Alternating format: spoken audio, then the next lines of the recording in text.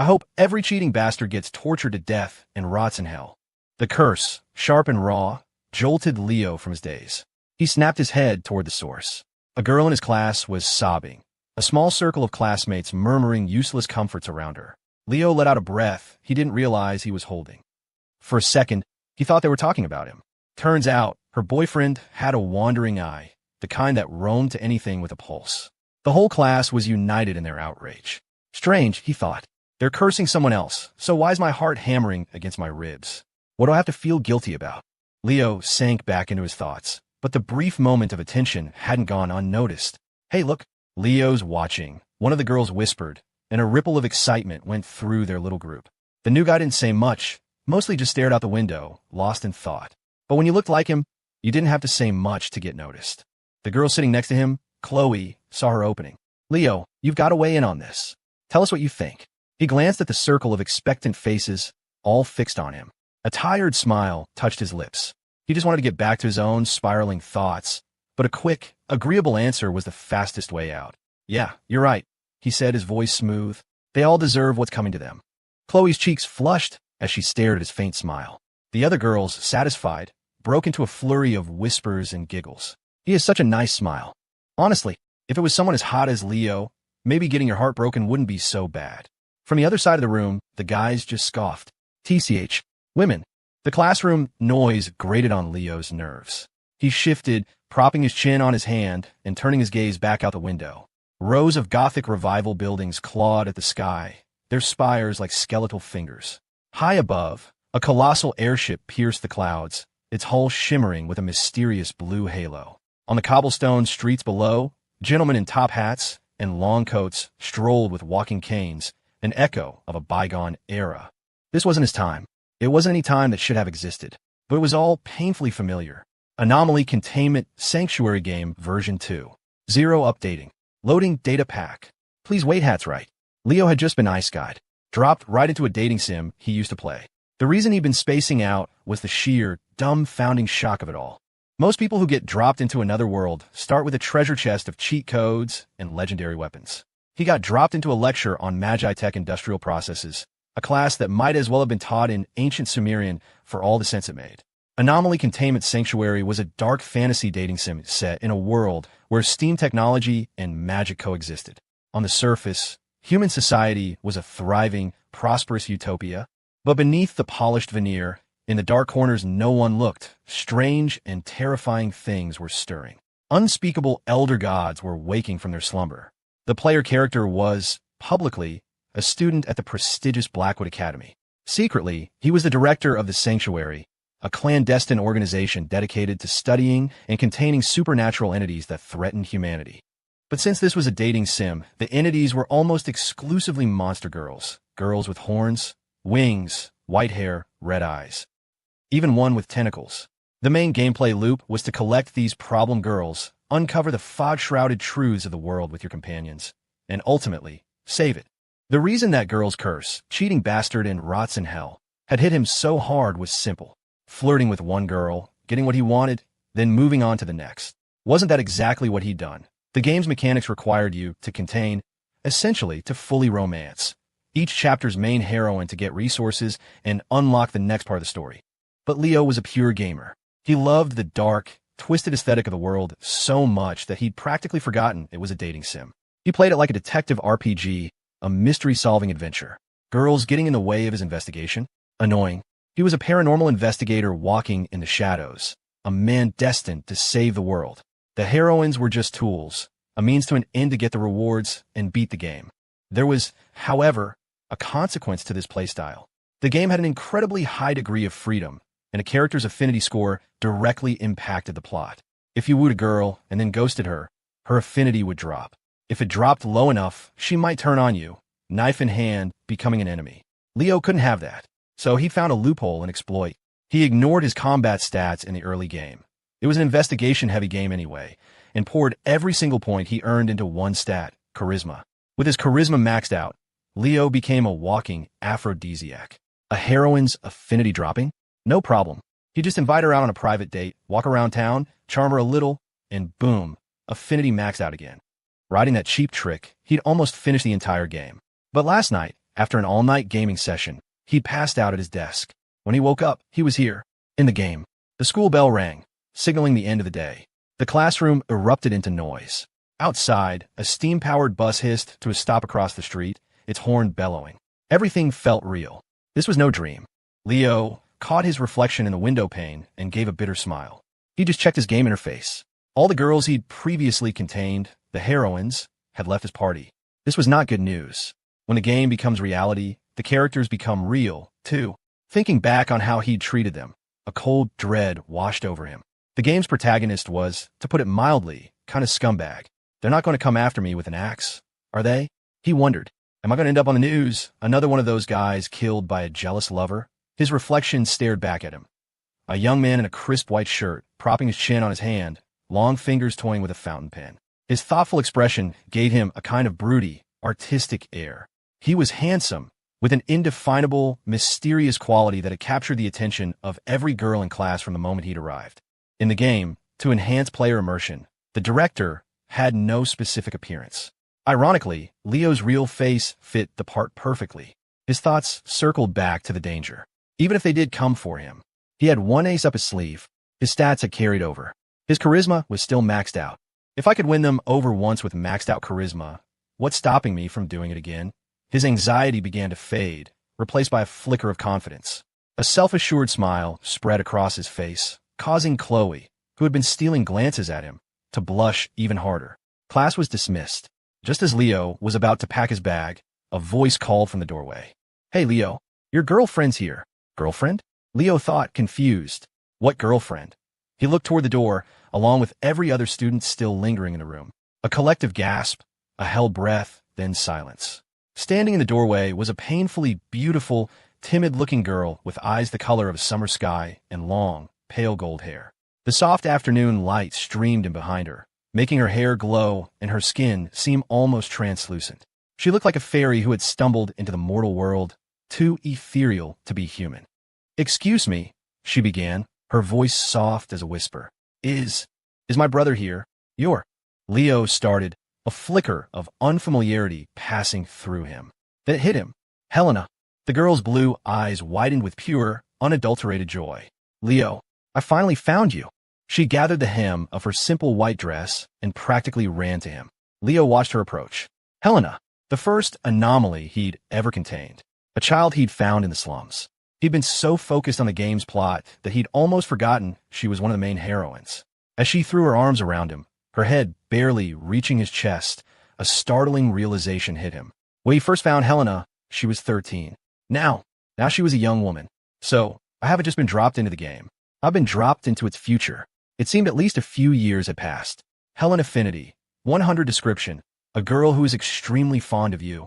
Though she looked human, Helena was technically an anomaly, a type of creature considered extremely dangerous to mankind. In the game, she'd always been stable, quiet, almost a background character. Leo had worried that in his absence, the girls might have changed, become unstable, dangerous. But seeing her max affinity, he breathed a sigh of relief. Helena, hey, I know you missed me, but you're going to choke me. She was clinging to him so tightly, her whole body trembling, as if she was afraid he'd vanish in a thin air. Leo. Helena finally loosened her grip, suddenly aware of all the eyes on them. She looked down, her voice shy. Let's go home, Leo. Yeah, okay. Leo smiled and ruffled her soft hair. I have a lot I want to ask you anyway. Like what year it was, what had happened while he was gone, and where everyone else was. Leo, is this adorable little girl you're? One of the female students asked, her eyes full of curiosity. Leo took Helena's hand. She's my sister, he explained with a smile. We haven't seen each other in a few years. Oh, just his sister. A wave of relief washed over the girls in the room. They immediately started trying to chat with Helena, which only made the shy girl shrink even more. She clutched Leo's arm, her head bowed, not saying a word. Just then, a male student poked his head in from the hallway. Leo, Professor wants to see you. In her office after class. Oh, Leo felt Helena's grip tighten. She was clearly uncomfortable with all the strangers. Seeing her cornered by his well-meaning classmates, looking so pitiful and scared, reminded him of going through the whole Thanksgiving dinner interrogation by every aunt and uncle. He decided to rescue her. We can talk tomorrow, he said, waving goodbye to the disappointed girls.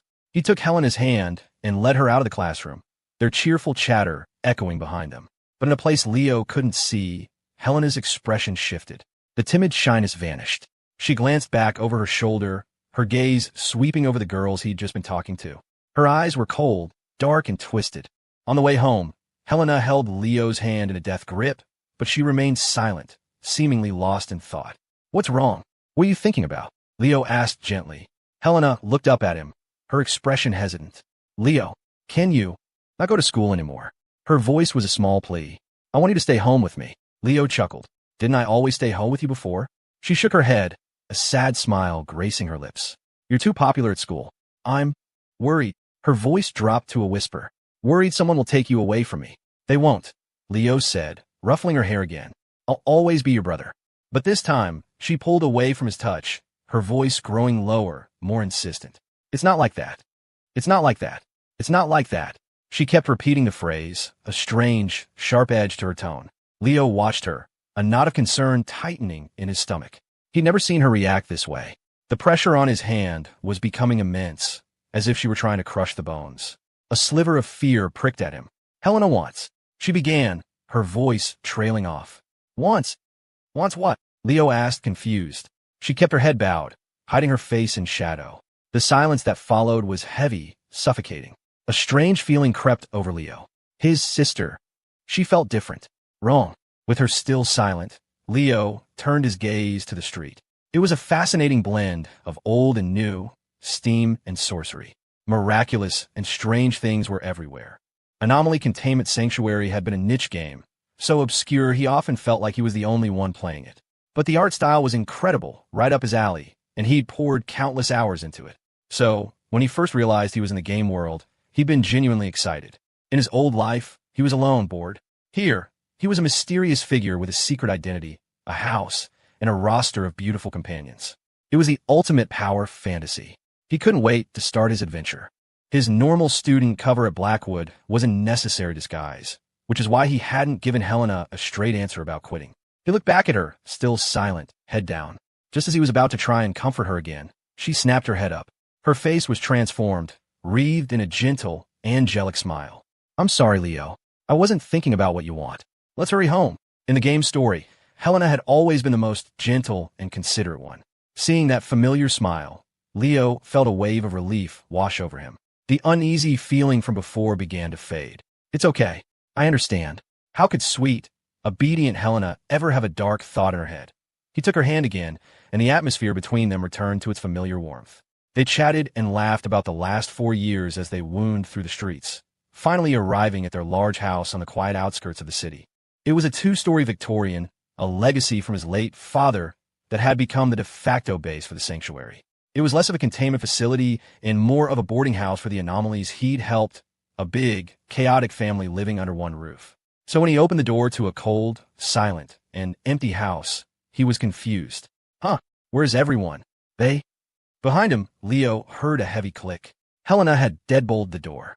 A sudden, bone-deep chill filled the air, a cold that seemed to emanate from the very moment he'd uttered the word "they." Leo turned around slowly. The smile on his face froze, then vanished. Helena's gentle expression was gone. Her face was a dark, stormy mask, her eyes fixed on him with an indescribable, eerie intensity. "Them?" she hissed, the word dripping with venom. "Them!" Her face contorted, twisting from a blank slate into a mask of pure, unadulterated rage. "4 years. I looked for you for 4 whole years. I was the only one who never stopped looking. They all disappeared, and you're still thinking about them? Isn't having me enough?" Leo's mouth fell open. Her reaction was so violent, so sudden, he was completely unprepared. He instinctively glanced at the door and saw that she'd added a heavy chain lock he'd never seen before. While he wasn't paying attention, she'd sealed them in. "Helena," he stammered. "What's wrong with you?" Seeing her, a complete stranger from the girl he knew just moments ago, Leo took an involuntary step back. She was fine just now. Was it all an act? Helena saw his retreat, and a grotesque smile stretched her angelic features. "Why are you backing away, Leo? Are you afraid of me?" Her laugh was a high, chilling sound. "Ha ha, I knew it. I knew it. You never saw me as your sister. You've always seen me as a monster." "Wait, Helena." Leo saw she was spiraling and tried desperately to explain. "It's not like that. I would never think that." But it was too late. As her smile twisted further, A powerful force slammed into Leo's mind. His body seized up, paralyzed by a primal fear. His vision warped, the room bending and stretching around him. Helena's own form seemed to distort, becoming something grotesque, something his mind refused to process. The pure, gentle girl was transforming into something he couldn't bear to look at. You are under intense psychic assault. Performing sanity check. Sanity check. Failed sanity -5. Helena, stop it. Leo gritted out. You're not yourself. You're projecting a psychic assault. No, Leo, she cooed, stalking toward him. I know exactly what I'm doing. From somewhere, she produced a sharp, gleaming knife. Her smile grew more manic as she advanced. Helena, we'll never let you leave again. What are you doing? Leo's body trembled, the mental contamination making it almost impossible to speak. The cold, sharp steel of the blade pressed against his skin. A frigid touch that promised death. You're not being a good boy, Leo, Helena whispered, her tone a chilling mix of demonic glee and childish petulance. The tip of the knife danced across his neck, then trailed down to his chest. So, Helena has to do this. Only this way. Can you be with me forever? She watched his terrified expression, her laughter echoing in the silent house. It's all your fault for being so charming, so well-liked. If you'd just agreed to my request earlier, this wouldn't have to happen. But this is the only way now. Leo felt a sharp, piercing pain in his chest as the tip of the knife broke his skin. The agony jolted him with a horrifying realization. She was serious. She was actually going to kill him. Does it hurt, Leo? She asked, her free hand gently caressing his cheek as if to soothe him. Don't worry. It'll be over soon. Very soon. And don't be scared. I'll be with you. No one will ever be able to take you away from me again. We'll be together forever, very soon. The agony of the blade, sinking deeper into his chest, was a clarifying fire. It burned away the psychic fog. In that split second of lucidity, he was free from her mental prison. He summoned every ounce of strength he had and shoved her hard. Helena stumbled back, the knife flying from her hand and clattering to the floor. His mind clear, Leo's first instinct was to use his containment authority. Any anomaly he'd contained could be controlled, forced to join his team. But in the next second, Helena's character panel updated in his vision. The information on it sent a chill colder than any blade straight to his heart. Helena, uncontained/escaped, race, hybrid anomaly, human 95%, Shoggoth 5%, affinity, 100 corruption level, 75 threat level, 4-star, high danger. Description, a twisted being, madly in love with you. It must have been because of the 4 years he was gone. The system now listed her as uncontained. In Anomaly Containment Sanctuary, a target could only be successfully contained if their affinity was above 50 and their corruption level was below 50.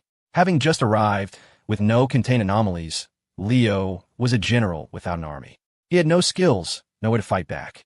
He was screwed. Helena, who had nearly fallen, righted herself. She stared at him, that twisted smile still plastered on her face. So, you're still choosing to fight back, Leo?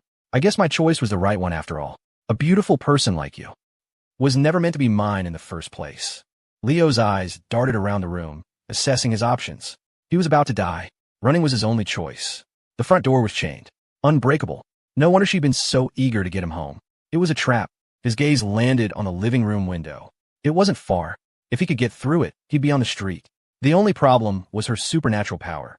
In the first playthrough, Helena's only skill was psychic assault, which he could escape if he got out of range. But now, as if reading his mind, Helena giggled. Don't even think about it, Leo. This is my domain. You can't escape. Leo stared at her, then let a gentle, resigned smile cross his lips.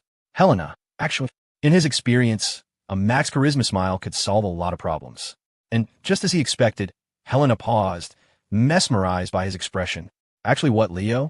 Do you have any last words? So I'm still gonna die, huh? Leo thought with a cold, internal smirk. In an emotion too fast to track, he spun around and bolted.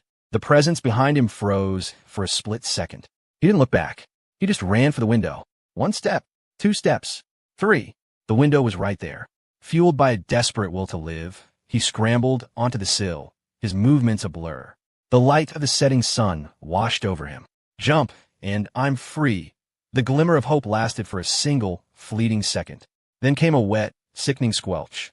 A sudden cold bloomed in his chest. His hands went limp, and he heard the rhythmic pat-pat-pat of liquid hitting the floor. New ability? Leo slowly looked down. A sharp, slimy tentacle had punched straight through his torso. How? From that far, crimson blood blossomed across his white shirt, soaking the fabric in an instant. The world spun, and his body crashed onto the cold floor. His thoughts grew fuzzy, his vision blurring at the edges. In the last moment before consciousness faded, he saw her, walking slowly toward him. Her face was blank, impassive. Her arms were no longer arms, but a writhing mass of tentacles. Then, everything went black. I hope every cheating bastard gets tortured to death and rots in hell. The shout ripped Leo from the void. He gasped, sucking in air like a drowning man, his chest heaving. Sweat beaded on his forehead. The sudden, violent motions startled the students around him. Leo, Chloe asked, looking at him with concern. Are you okay? You don't look so good. Leo stared at her familiar face, at the familiar classroom. For a split second, he was frozen in disbelief. I'm not dead. I'm alive. He frantically looked down at his chest. The white shirt was clean, pristine. Not a single drop of blood. But just a moment ago, he could have sworn he felt Helena's tentacle pierce his heart. He looked around, bewildered. The girl who'd been dumped was still crying. The other students, who had been consoling her, were now staring at him, curious about his outburst. Not only was he alive, but he was back in the classroom, right back where it all started. Time travel. Just as the question formed, the familiar game interface materialized before his eyes. Version 2. 0 update complete. Primary objective. Investigate the disappearance of a Blackwood Academy studentward. +10 to any attribute. Random item affinity system. Online of potions / alchemy system. Online checkpoint updated or loads remaining.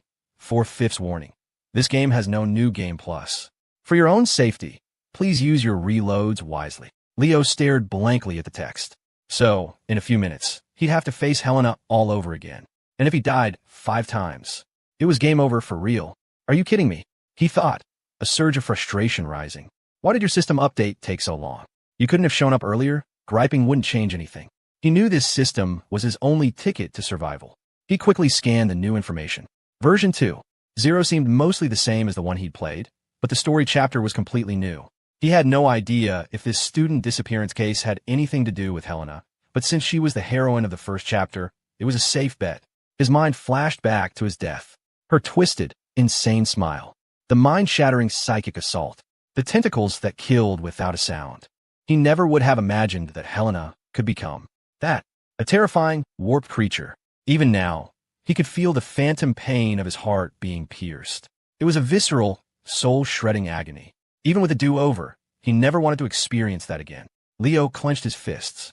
Never again. He didn't have much time to think. A male student's voice cut through the classroom chatter. Hey, Leo, your girlfriend's here. It was happening.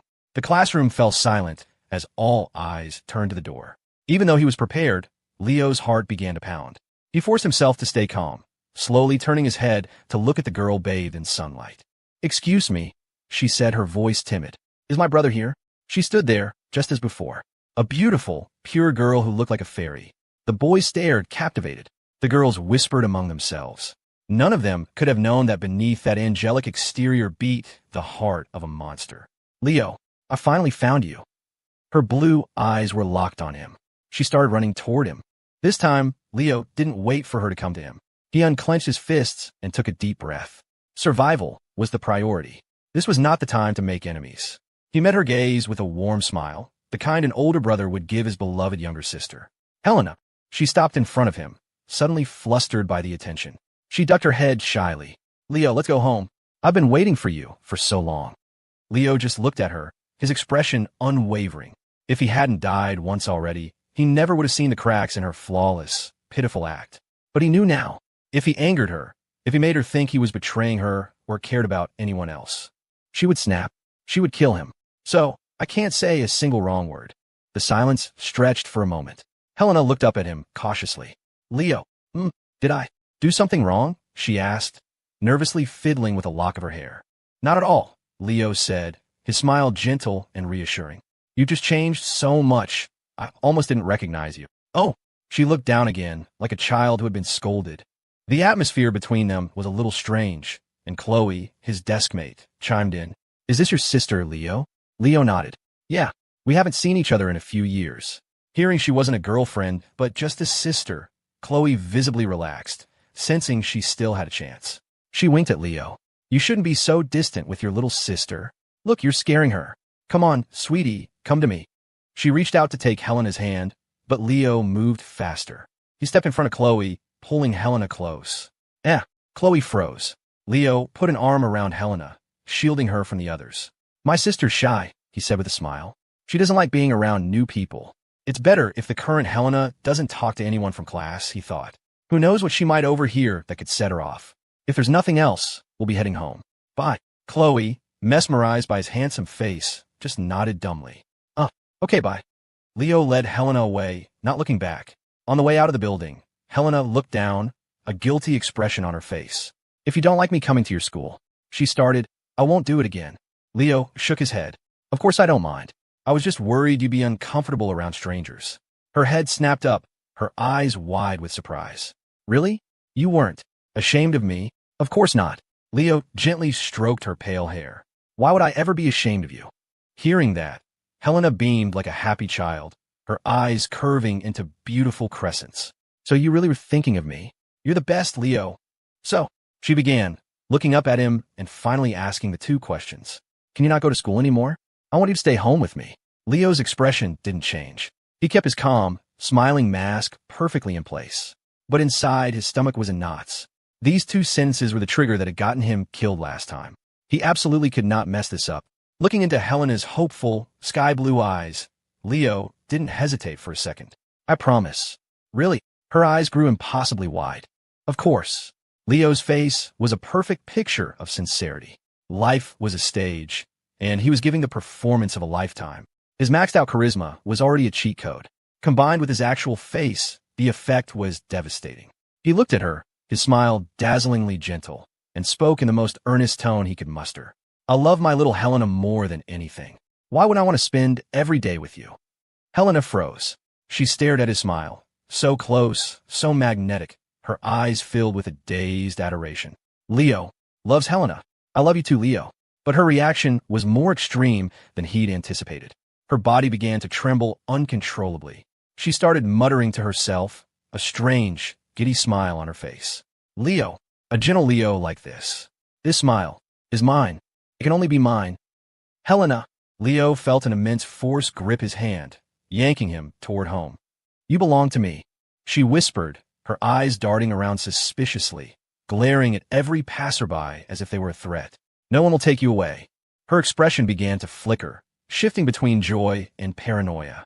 Leo's carefully constructed calm began to crumble. He was getting scared. This isn't right. How did the right answer lead to this? He suddenly realized he might have overdone it. He hadn't considered that the current Helena was mentally unstable. Any strong stimulus, good or bad, could push her over the edge. The front door slammed shut with a deafening bang. Leo was back in the house. He turned to see Helena beaming, her excitement barely contained. I'll go make dinner for you. I have to run out for a minute. I've been practicing my cooking for 4 years. You wait here and be good. Hearing that she was leaving for a bit, Leo felt a wave of relief. But he never expected what happened next. A black shadow blurred past him, and in an instant, Helena was behind him. A sharp pain shot through his arms. Helena, where are you? A sharp click echoed in the silent house. He felt the cold weight of metal on his wrists. A pair of heavy handcuffs now bound his hands tightly behind his back. Leo stared at her, stunned. Helena looked at him, her smile widening. You have to wait here and be good, Leo. Don't try anything funny. If I find out, I'll get very angry. Author's note. This book will feature various types of Yanderas: aggressive, isolationist, possessive, dependent. A Yandera lover's dream. Fans of suspense and mystery will also enjoy it. There are many Lovecraftian elements, and the protagonist is a classic cosmic horror investigator. Be warned, some Yanderas are extremely aggressive, and the protagonist will often walk the line between life and death. If you can't handle that, please proceed with caution. I'm saying all this to find readers on the same wavelength and avoid unnecessary arguments. I'll post illustrations when I have time. The big house was cold and silent once more. After making sure Helena was truly gone, Leo twisted his cuffed hands behind his back. The restraints were solid, unbreakable with his current strength. The position made it nearly impossible to even try and pick the lock. He felt a wave of helplessness. She was treating him like a criminal. He had no intention of running, not after willingly coming back here with her. Leo walked slowly up to the second floor. Using his mouth, he managed to turn the knob and push open one of the doors. The room was pitch black. A large workbench dominated the center. This was his alchemy lab. In the game, this room was the main interface, where he used resources to brew potions and plan his containment strategies. This was the entire reason he'd agreed to come back to the house. In this world, supernatural power was a double-edged sword, always accompanied by corruption, chaos, and madness. Both humans and anomalies who wielded such power would inevitably be driven insane as they grew stronger. The more powerful you became, the more your perception expanded. You started hearing voices others couldn't hear, seeing things others couldn't see. You felt the call of the unspeakable things that were the source of your power. Your fragile mind would be battered, twisted, until you finally broke, becoming a raving, dangerous lunatic.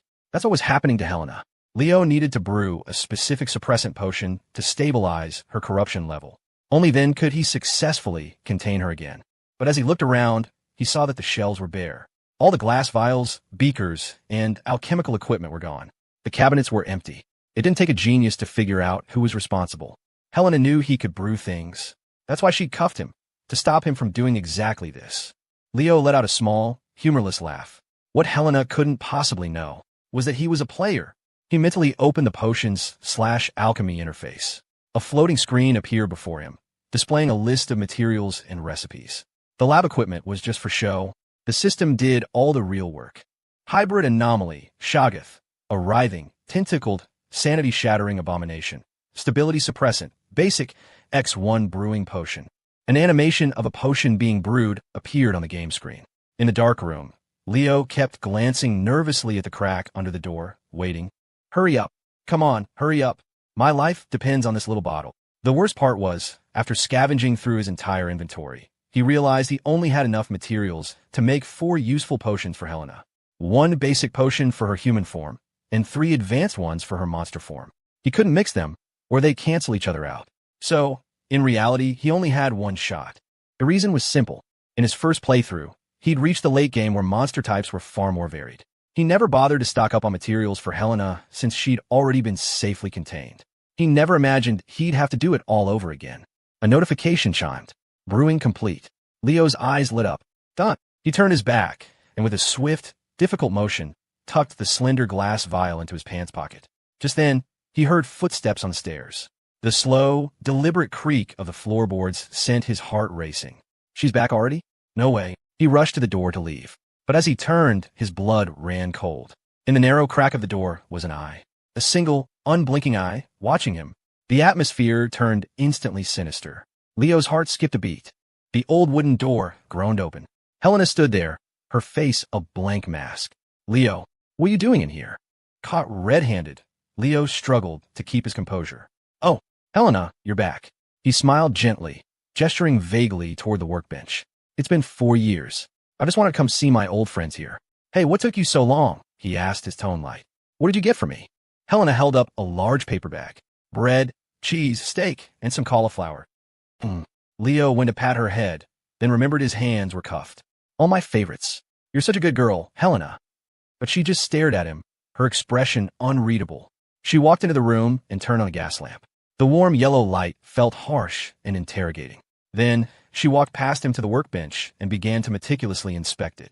Leo could feel the cool glass of the potion against the skin. He prayed she wouldn't find it. After a thorough search, Helena confirmed that the workbench was exactly as she had left it. The tension in her face finally eased. Well, actually, I was thinking of making some potions for protection, Leo said, testing the waters. Oh, Helena turned, her brow furrowed in suspicion. Leo put on a worried expression. You probably haven't heard, but there's a student who went missing at Blackwood. Everyone's talking about it. Helena remained silent, just watching him. Leo continued, so I thought I'd come in here and whip something up. It's what I do best, after all. The best lies are woven with threads of truth. He met her gaze without flinching. Helena seemed to consider this, then nodded slightly. She must have heard the rumors. Leo. She walked over and gently hugged him. You probably don't realize this, but I'm very strong now. I won't let you get involved in dangerous things like that anymore. You just have to stay home and be with me. I won't let any harm come to you. Leo felt the warmth of her embrace and silently nodded.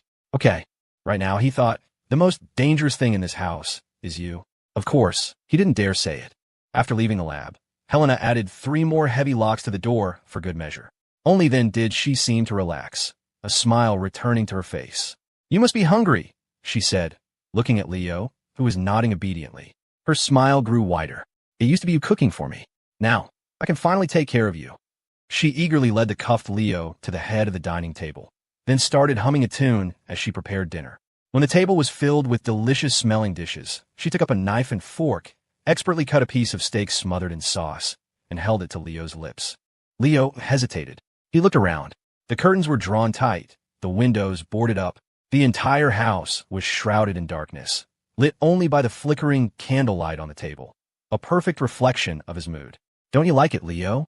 Seeing her sweet smile, Leo couldn't refuse. He could only try to appeal to her sympathy. Helena, if you had to eat like this, would you be in a good mood? Leo. Helena's mouth opened slightly.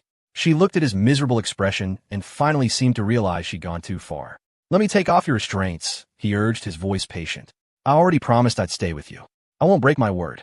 Why are you still treating me like this? Like a prisoner? I'm very disappointed. Helena looked down, guilt written all over her face. I'm sorry, Leo. It's my fault. I was just scared. Scared you would disappear again. Leo held her gaze. I'm not going to disappear. Okay then.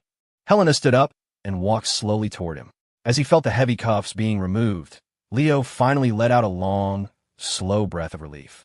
Leo, Helena offered him the piece of steak again, her eyes full of expectation. At first, Leo suspected she might have poisoned the food, but then he thought about it. She was dead set on keeping him locked up in this dark, old house forever. She'd even turned the place into a fortress to prevent his escape. It wouldn't make sense to poison him. Still, he had no appetite, even though her cooking was, as she'd claimed, genuinely good. With a storm of emotions churning inside him, the food tasted like ash in his mouth. Is it good, Leo? Helena asked, watching him eagerly. It's good. Leo chewed a few times and forced himself to swallow.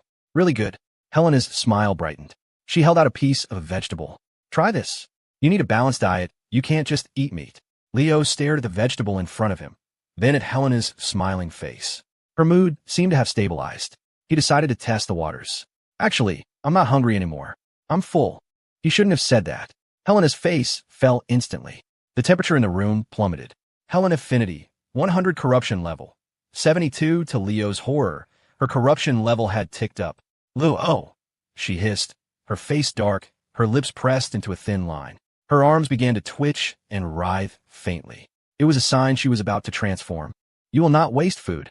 She glared at the long, food-laden table and enunciated each word with chilling precision. You will eat every last bite. What? Leo was stunned. Seriously? This big of a reaction? He forced a weak smile. Okay. I'll eat. Leo picked up a plate, swallowing hard. There was no way he could eat all this. But under Helena's dark gaze, he had no choice. He had to play along, hide his true intentions, and wait for the right moment to strike. Only then could he take control of her. Seeing him obediently start eating, Helena's expression softened. Corruption level, 71 dinner continued in silence. After finishing the steak and bread, Leo felt like he was going to burst. Thankfully, Helena was helping him out.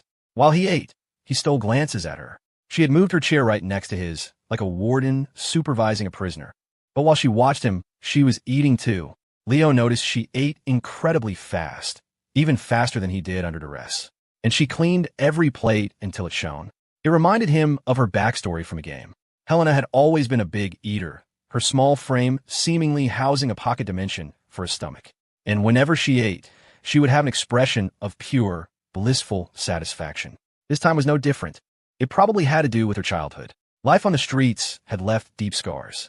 The day Leo found her in the warrens of New Haven, she was a tiny, emaciated child, starved to the brink of death.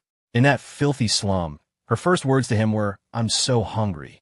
Abandoned by her family who saw her as a monster, she had escaped from an orphanage and was constantly on the run from agents of the Bureau of Special Investigations. Hunger and cold had been her only companions for most of her young life. That's why she had such a manic obsession with food, especially hot food. Thinking about this, Leo watched her stuff food into her mouth without pause, and a complex emotion stirred within him. If it weren't for everything that had happened, this scene, a brother and sister eating quietly at the dinner table, would have been rather heartwarming. But the memory of that soul-tearing pain was still fresh. Every time he thought of it, a phantom ache flared in his chest. His sister was a monster, an out-of-control anomaly who had already killed him. In her current state, If she'd done it once, she would do it again. That was certain. His life was not in his own hands. It depended entirely on her whims. He hated this feeling. He hated this selfish, twisted love. He could not, under any circumstances, allow himself to feel pity for her. His hand instinctively crept toward his pants pocket. Leo, can't you eat anymore? The sudden silence at the table was deafening. Helena was watching him. Is the food I made not good? No, of course not. Leo's hand shot away from his pocket and reached for a bowl of tomato soup. I just needed a break. It's tiring to eat nonstop, you know. He tried to lighten the mood with a joke, but Helena didn't take the bait. She wiped her mouth with a napkin, her gaze turning sharp and analytical as she looked him up and down. Leo felt a chill run down his spine as her scrutinizing eyes raked over him. Did she see? Don't you like living with me, Leo? She asked, tilting her head, her smile a mask of sweet innocence. Of course I do, Leo denied immediately. He was confused. Why would she ask that all of a sudden? Had she figured out his plan? Good. Helena glanced around the empty house. It was true that the two-story Victorian felt a bit lonely with just the two of them. She hugged herself, her small frame shrinking, radiating a sense of insecurity. Even though you have me to keep you company, I think you might still feel lonely. Lonely? Leo frowned, wondering what she was getting at. Helena stared into his eyes, and a strange smile bloomed on her face. Even though you never say it, you actually miss them, don't you? A jolt of pure ice went through Leo's veins. This was a demonic test. The exact same question that had led to his murder last time. Them? Who's them? Leo laughed, a perfectly natural, dismissive sound. I only need you, Helena. Oh, she purred, her smile deepening with meaning. Really? Really? Oh. Helena stood up and went back to the kitchen, rummaging for something. Good. I thought you might still be missing the days when you were surrounded by girls. Huh? Of course not. Leo chuckled weakly. But his smile vanished the moment Helena returned, dragging something dark and heavy behind her. Thump! She tossed a heavy, dark, spherical object onto the floor like a piece of trash. It rolled slowly across the wooden planks, coming to a stop at Leo's feet. A thick, coppery smell of blood filled the air. And in that moment, as he saw what the object was, Leo's masterful acting shattered. He couldn't stay calm anymore. His pupils contracted. Sheer terror flooded him. It was a head. A woman's head. The head stopped at his feet, its dead eyes staring up at him, wide with fear and disbelief. He knew her. It was his deskmate, Chloe. Guess what I did while I was out, Leo? Helena's voice was bright and cheerful, a horrifying contrast to the scene. She was practically beaming at his shocked expression. I ran into your little friend from school while I was shopping. This girl really likes you, doesn't she? When she saw me, she even said hi. She was probably trying to get on my good side, so she could get closer to you. Helena's voice turned venomous as she glanced down at the head. Ha ha ha. Stupid, worthless woman. How dare she have designs on my Leo? D. She screamed the word, her clear eyes turning bloodshot with rage. She raised her foot and stomped down on the head. It burst with a sickening squelch. The smell of blood intensified, thick and nauseating. After her outburst, she looked back at Leo, her manic energy subsiding. She reached out and lovingly stroked his trembling cheek. You promised me, Leo. You promised you'd stay with me forever. From now on, there won't be any more women to bother us. In the dim dining room, the flickering candlelight cast dancing shadows on Leo's face, making his expression unreadable. Leo, seeing him silent, his head bowed, Helena smiled. Is there something you want to say? Leo. Finally, Leo moved. He clenched his fists, trying to still the tremors running through his body. A storm of indescribable, complex emotions raged within him. He looked up, his eyes meeting her terrifying gaze. And in his mind, there was only one word. Monster. Why are you looking at me like that, Leo? Helena's eyes narrowed. That's the same way they used to look at me. Leo's silence was an accusation, and his gaze was like a physical blow. A monster? Is that it? You think I'm a monster, too? A cold, sharp laugh escaped her lips. Her body began to tremble violently. Ha, I knew it. I knew it. You never saw me as a sister. You always saw me as a monster. You're getting angry at me. For a woman like that. Her arms began to writhe and twist, then exploded outward into a gruesome bouquet of writhing tentacles, slimy, wet, and sickeningly serpentine. A powerful psychic assault slammed into Leo's mind. Distortion, fear, suffocating dread. His body froze. You are under intense psychic assault performing sanity check. Leo clenched his fists so hard his knuckles turned white, fighting against the tide of mental contamination. Ever since he'd returned to the house, he'd been preparing for this moment. Sanity check. Success sanity -0. Maybe it was his ferocious will to live, but this time, luck was on his side. The moment his body was his own again, he fumbled for the glass vial in his pocket.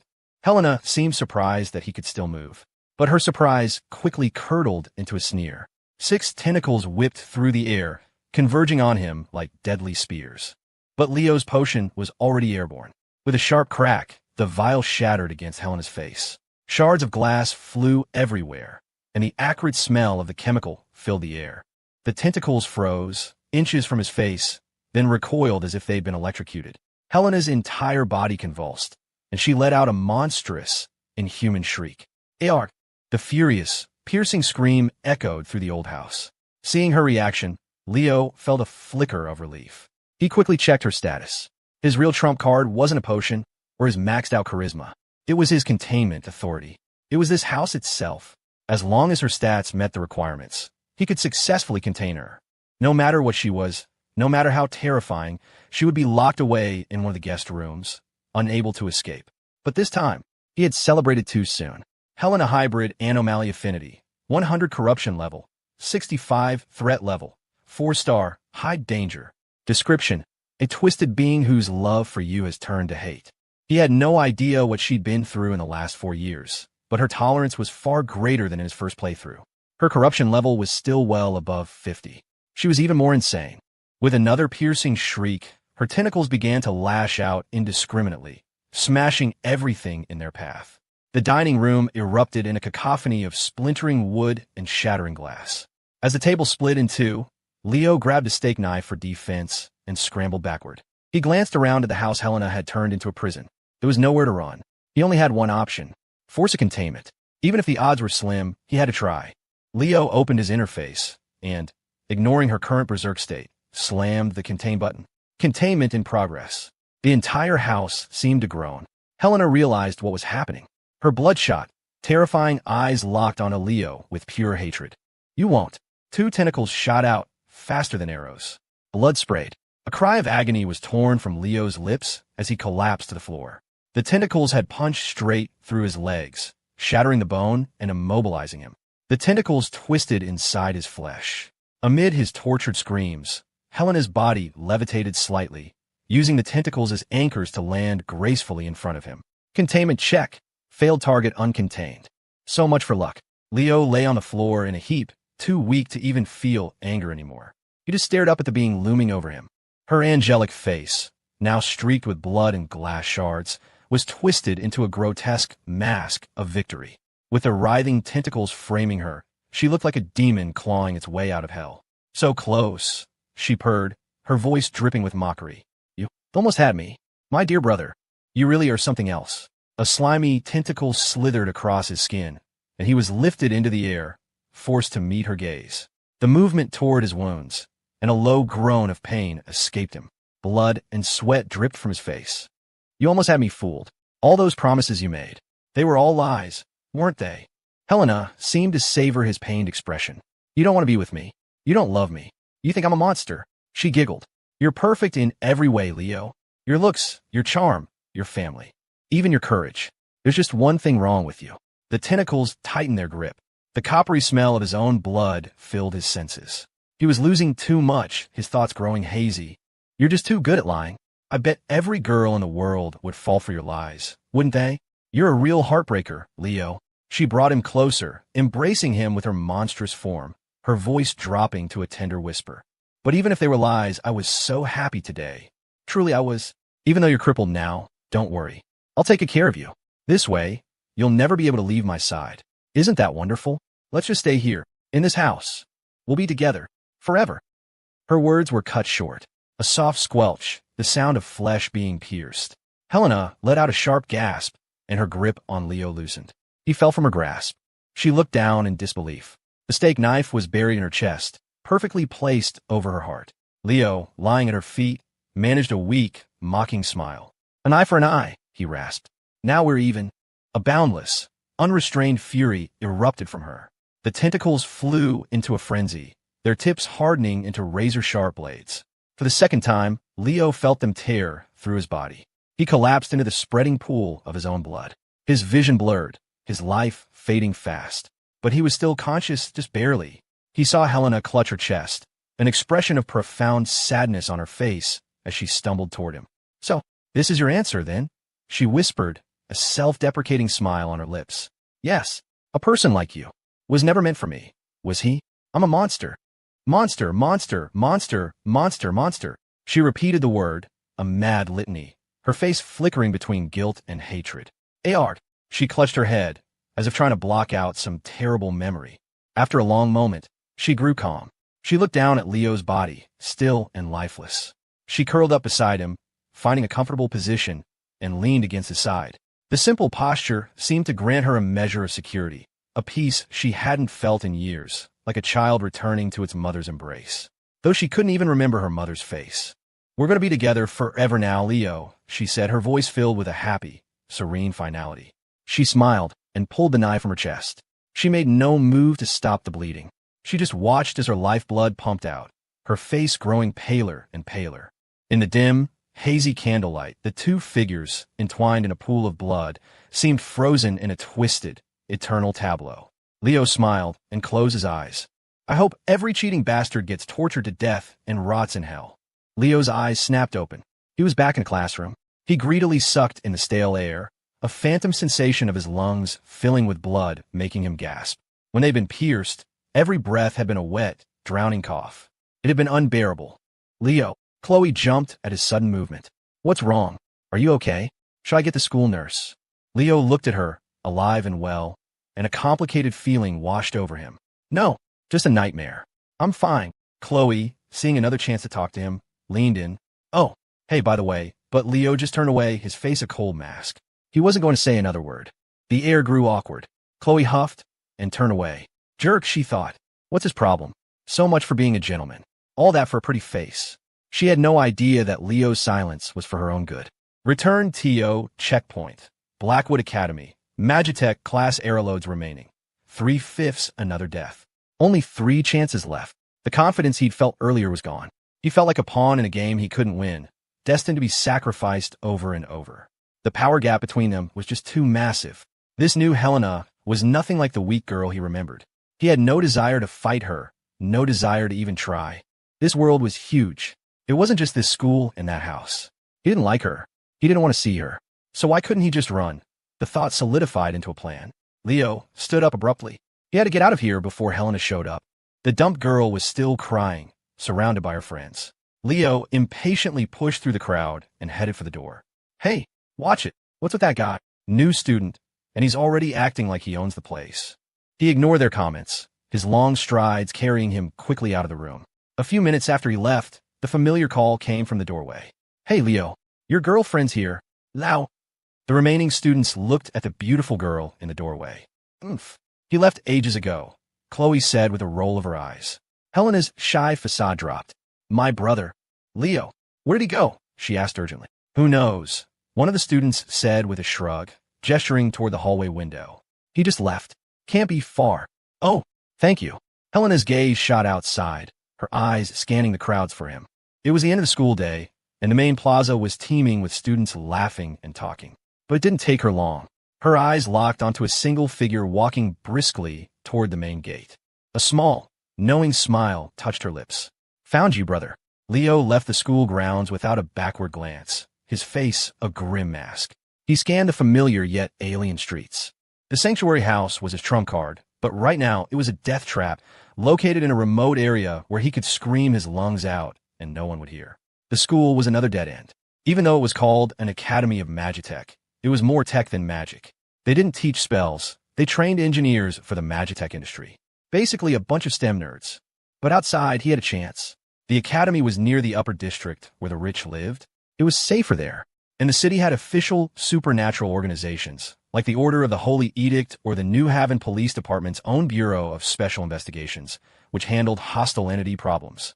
He had no idea where to find the order, so he quickly decided on the police. Just running wasn't a permanent solution. He had no money, and he didn't want to get picked up as a runaway and sent right back. Besides, he had to face this eventually. Getting a powerful outside force involved was his best bet. His brisk pace through the streets attracted the attention of 2 beat cops. Hey, you, stop right there. Leo looked over. On the corner, two officers were watching him warily. They wore dark blue, almost black greatcoats and rounded, bowler-style police caps with the NHBD insignia front and center. When they saw Leo's face break into a wide, relieved grin as he ran toward them, they exchanged a confused look and their hands instinctively went to their sidearms. Stop! Don't move! Hands in the air! They drew their standard-issue revolvers. Leo's smile didn't waver as he obediently raised his hands. Help! Someone's trying to kill me. It's a monster, an anomaly, a hostile entity. The cops were even more confused now. They'd never seen someone being chased for their life look so damn happy about it. Was this some kind of prank? Blackwood was full of rich kid troublemakers who got a kick out of messing with the police. All right, kid, slow down. What's going on? Where's this monster? She's right behind me. I know she's found me by now. Leo glanced nervously over his shoulder. The city was full of people. Helena could be hiding anywhere. One officer started patting Leo down while the other scanned the crowded street. As usual, the upper district of New Haven was safe and prosperous. No sign of any monster. After finding no weapons on Leo, the officers listened to his story, their expressions growing more and more skeptical. Your sister turned into a monster, and she tracked you to your school? To kill you? One officer pulled down Leo's lower eyelid. Kid, you on something? Leo sighed. This was the problem with regular cops. They could go their whole careers without ever glimpsing the darkness that lay just beneath the surface of the world. If you were talking to the shoot first, ask questions, never order the holy edict, they probably have quarantined the whole block by now. I'm telling the truth, Leo said, forcing a patient smile. When he saw they still didn't believe him, he played his card. Look, you must know Captain Raymonds. He's an old friend of mine. Captain Raymonds? The name got their attention. Captain Raymonds was a legend in the department, a mysterious figure who had solved some of the city's most difficult cases. You're telling me you know Captain Raymonds? One of them asked, looking him up and down, clearly unconvinced. The other officer laughed. Everyone in New Haven knows Captain Raymonds. Kid, if you're going to prank us, at least come up with something original. We've heard this one before. It's old. Leo stared at them, exasperated. A major case lands in their lap, and they just blow it off. No wonder they were still walking a beat at their age. He looked behind him again, his eyes scanning the passing maglev trains and steam buses, trying to see every face in the crowd. Helena had to be out there, watching. The cops were about to walk away. Suddenly, an idea hit him. The safest place in all of New Haven was inside the police station. A grin spread across his face. He reached out and grabbed the arm of the officer who was turning to leave. Hey, kid, what do you think you're? Before he could finish, a fist slammed into his face. Art. The punch was powerful, fueled by Leo's frustration. The officer went down hard. Assaulting an officer. He's assaulting an officer. The cop scrambled to his feet, clutching his already swelling eye, and fumbled for his gun again. Leo raised his hands in surrender. Sorry, officer, he said with a completely innocent smile. You wouldn't believe me. After assaulting a police officer, Leo got exactly what he wanted, a pair of silver bracelets and a free trip to the local precinct. Inside an interrogation room at the NHPD's East Division, staring at the rusty metal bars of the holding cell, Leo felt an unfamiliar sense of security. Serial killers, fugitives with 7-figure bounties, even rogue occultists who'd gone mad from their research, they'd all been held here. In a way, they were his cellmates. Outside, heavily armed officers patrolled the corridor. It was shift change, so most of the East Division's force was in the building. For the moment, Leo was completely safe. What are you looking at, kid? Planning a breakout? The officer in charge of his interrogation eyed him with displeasure as Leo craned his neck to look around. Not at all, Leo said sincerely. You couldn't pay me to leave right now. The officer slapped a file down on the table and stared at the strange young man. Weirdo, am I getting too old for this? Never thought I'd see the day someone begged to be put in jail. Officer, Leo said, his expression serious. What? Can I stay a few more days? The officer slammed his hand on the table, his patience finally snapping. What do you think this is, a hotel? You can't just check in and out whenever you want. Leo couldn't help but smile. Seeing that the kid showed absolutely no remorse, the officer's temper flared.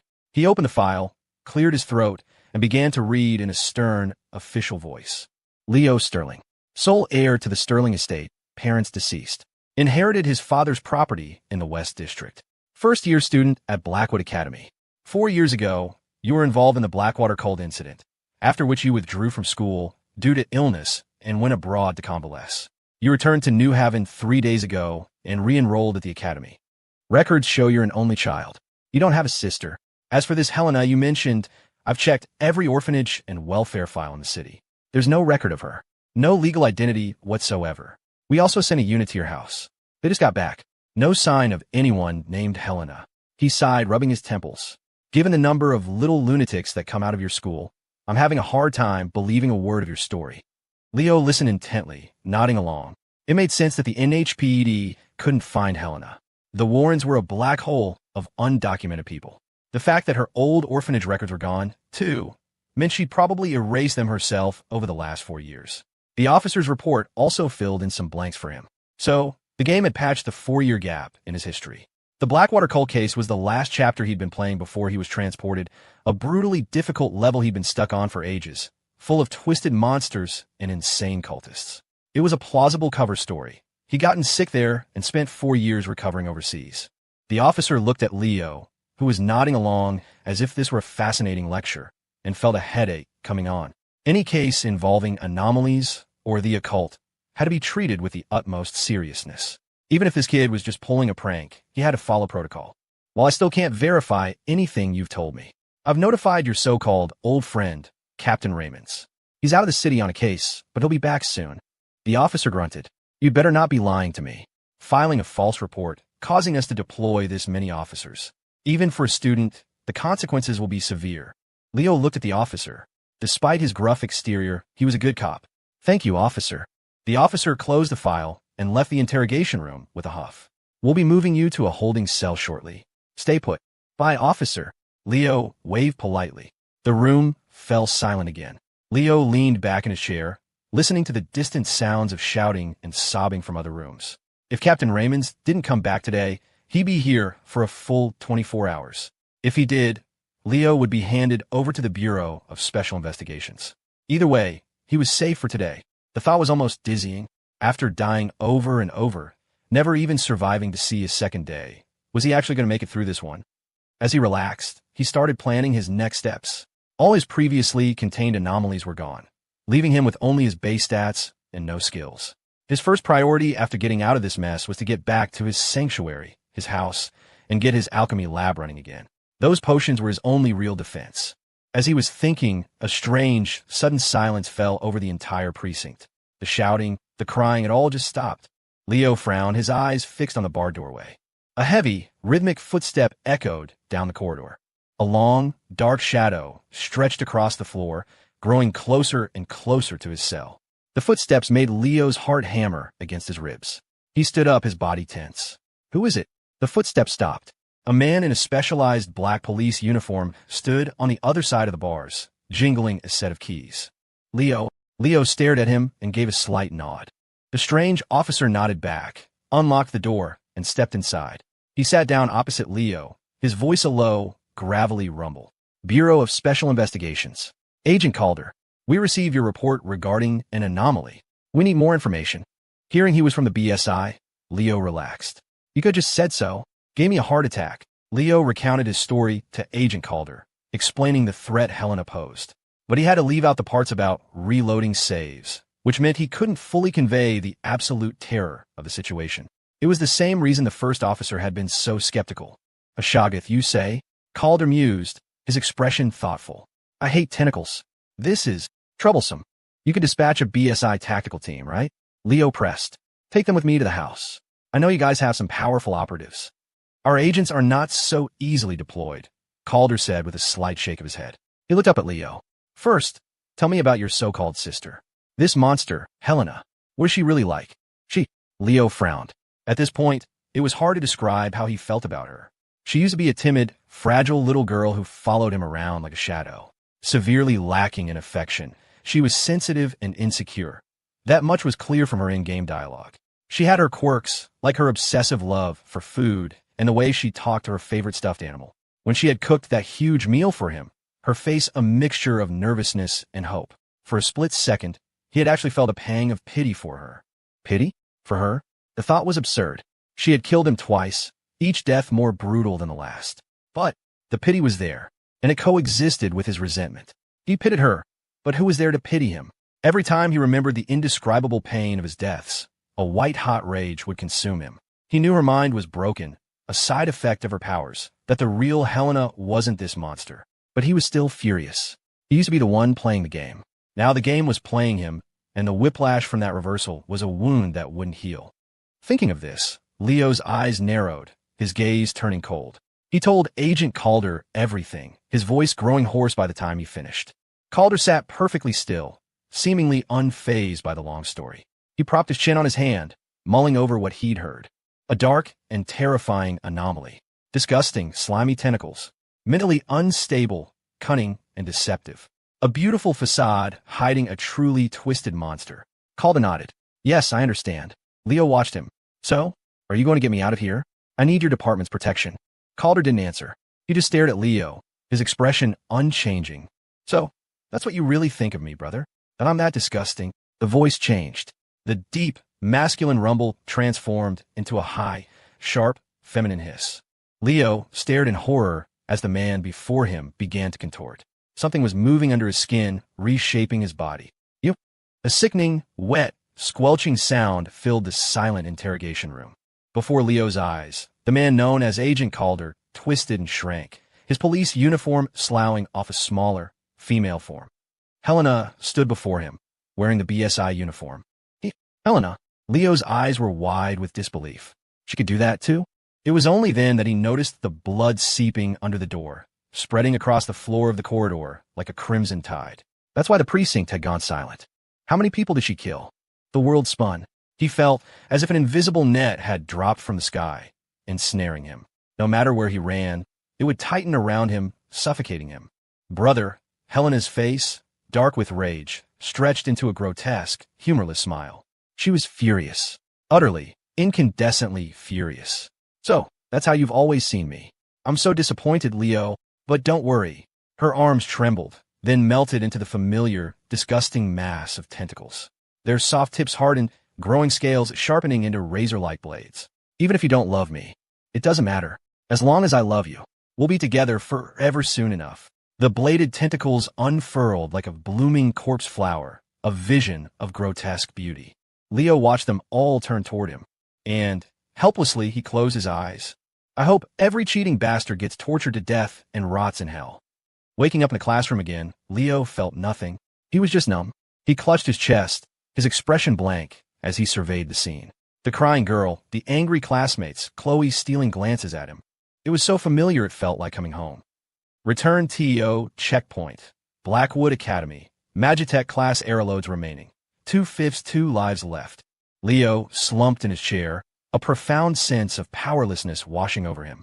He tried different strategies, but the result was always the same. Each death more gruesome than the last. But even though he was numb, he hadn't given up. This was his life, and he valued it more than anything. His last run, though a failure, hadn't been a total loss. He'd gained crucial intel. Helena race. Hybrid anomaly. Human 95%. Shoggoth 5%. Stats. Strength. 83. Constitution. 54 agility. 82 charisma. 76 perception. Unknown sanity. Unknown abilities. Mimicry. Regeneration. Psychic assault. Tentacle strike. Through trial and error, he was finally closing the information gap. He wouldn't die because of what he didn't know about the last 4 years anymore. This was intel paid for with his life. He just hadn't expected the transformed Helena to have an ability like mimicry. It meant she could disguise herself as anyone, infiltrate his surroundings without him ever knowing. The thought was terrifying. Even though he knew she hadn't found the classroom yet, a paranoid part of him suspected everyone around him. Was that Chloe? Or was it Helena? Leo, what's wrong? Chloe asked, looking at him strangely as he scanned the room. What are you looking at? Nothing. Leo's gaze settled on her. There was one silver lining. Chloe's head was still attached to her shoulders. She hadn't been killed by Helena. This meant the outcome wasn't set in stone. The future could be changed. The thought gave him a sliver of hope. To survive, he needed patience and a little bit of luck. Chloe shifted uncomfortably under his direct stare. Is there something on my face? No, you're fine. The thought solidified a new plan, and a genuine smile touched Leo's lips. Just, for your own safety, don't talk to me later, okay? The full force of his maxed-out charisma hit her, and she blushed, looking down at her desk. It took a second for his strange words to register. Huh, she asked, blinking in confusion. What did that even mean? But Leo's smile was gone. He said nothing more, turning to face the front of the room, sitting perfectly still, waiting. Hey, Leo, your girlfriend's here. Along with everyone else, Leo turned to look at the beautiful girl in the doorway. It was starting again. Excuse me, is my brother here? Leo smiled warmly and waved. Helena, I'm right here. Leo, I finally found you. She gathered her dress and ran to him. Leo's smile was flawless. He opened his arms to her. Under the golden light of the setting sun, the beautiful boy and girl embraced. It was a picturesque, romantic scene. Their classmates sighed with envy and jealousy, completely unaware of the deadly undercurrents swirling beneath the surface. In his arms, Helena looked up shyly. Leo, let's go home. I've been waiting for you for so long. Leo nodded gently. Okay. His mind was racing, but his smile never wavered. The stakes of this performance were life and death. A moment later, a male student called out to him. Leo, Professor wants to see you. In her office, after class. Leo's brow furrowed slightly. If he ignored the Helena factor, what would he normally do? He'd probably go to the office. In that instant, an idea sparked in his mind. He stopped and turned to the student. Where's the professor's office? The student, the class president, pointed down the hall. Go straight, turn left, and when you see the statue of the founder, turn right. It's the third door on your left. Professor Evelyn's office. Thanks. Leo nodded. Leo, aren't we going home? Helena asked, her voice small. I have to take care of something important. You wait here for me. I'll be right back, Leo said, patting her shoulder reassuringly. Oh, okay. Seeing his serious expression, Helena didn't argue. She nodded obediently and stood there, watching him walk away. The moment he rounded the corner, out of her sight, Leo broke into a run. He had a theory. Maybe he needed to get himself and Helena tangled up in something bigger. It was dangerous, but danger came with opportunity. It was better than this endless loop of solitary death. He still didn't know how Helena was connected to the Ghost of Blackwood Academy case, but if it was a student disappearance, it would attract the authorities' attention. The bigger the incident, the better. And more importantly, following the main quest was the only way to get rewards. Though thinking about rewards right now felt premature, his mind churning, Leo finally arrived at the third office door. Evelyn, Professor, the nameplate read. Below it in smaller text were her titles. Lecturer in Basic and Applied Magitech Theory, Advanced Divination and Occult Studies, Department Head, Acting Counselor from Magitech Class. She had a lot of titles. Leo pictured a wise, middle-aged woman with sharp, intelligent eyes. He took a deep breath and knocked. Come in. A voice answered from inside, but to Leo's surprise, it was Young. With permission granted, Leo pushed the door open and stepped inside. The atmosphere in the office wasn't what he'd expected. The blinds were only half drawn, casting the room in a dim, moody light. It was clear Professor Evelyn was a reader. Bookshelves lined nearly every wall, crammed with thick, well-worn volumes. Leo's eyes scanned the spines out of curiosity. Divination, Astrology Today, New Haven Style, The Beauty Almanac. A hodgepodge of everything and anything, but not a single textbook related to her actual field. It felt less like a professor's office and more like a private study. How are you feeling, Leo? Are you recovering well? Professor Evelyn was hunched over her desk, engrossed in a manuscript. She seemed busy, not even glancing up at him. How does she not ruin her eyes in this light? Leo grumbled internally as he approached her desk. I think so. I'm probably fine now. He wasn't lying. He had no idea what sickness he'd had. It came out of nowhere, and it vanished just as mysteriously. The system still hadn't given him a debrief, and he'd only found out about it from other people. You're not sure about your own body? Evelyn looked up, a flicker of surprise in her eyes, and her gaze landed on Leo's face. As she observed him, Leo studied her. He'd been struck by how young she sounded from outside the door, but seeing her up close, she seemed almost impossibly so. The professor, with all her accolades, looked to be 27, maybe 28 at most. If it weren't for her mature, professional attire, she could have passed for a grad student who just finished her thesis. And it wasn't just her youth. Professor Evelyn was stunning. She had long, wavy brown hair and deep, forest green eyes. Her features were delicate, her skin pale, and she had a figure that her tailored blazer couldn't entirely conceal. Since when did every NPC in this game have main character looks? She could easily hold her own against the heroines from his first playthrough.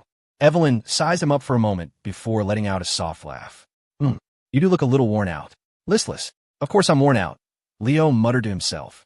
After dying that many times, it's a miracle I haven't gone completely insane. Seeing the weary expression on his face, Professor Evelyn offered a comforting tone. Your freshman courses aren't too demanding. Just make sure you get plenty of rest. I'll be your advisor this year, so if you ever feel unwell, just come to me and I'll sign off on absence. Thank you, Professor. I appreciate your concern. Leo managed a grateful smile. Young, beautiful, and considerate of her students. He'd never had a professor this decent in his entire life. Oh, right. I almost forgot the real reason I called you in. Evelyn pulled a thick file from a drawer. The academy kept your student records active, but now that you're back, we still have to go through the official reinstatement process. She handed him a fountain pen. It's a lot of paperwork, so don't rush. Take your time. Okay, thanks. Leo instinctively reached for the pen, but his fingers accidentally brushed against hers. Her skin was smooth, surprisingly cool. Evelyn pulled her hand back with a start. Oh, sorry about that, Leo said with an apologetic smile. It's fine. It should have been a minor, forgettable moment. But then, Evelyn Affinity, 32. Leo frowned at the interface that had just materialized in his vision. He hadn't expected the accidental contact to trigger the game's affinity system. Until now, the only person to activate it had been Helena. Now Professor Evelyn was on the list. It wasn't a total shock. In the game, any named character had an affinity meter. A high affinity could be helpful for completing quests, and reaching 50 or the maximum of 100 would grant certain rewards. But compared to the game's designated anomaly heroines, those rewards were usually trivial. The massive payouts and the key to unlocking the next chapter came from successful containments.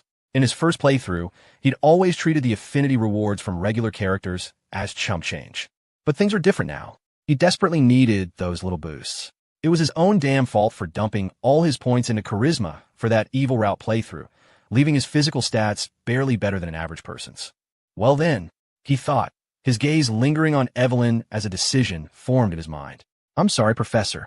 This might put us both in danger, but I don't have a choice. What is this? Some kind of scumbag simulator?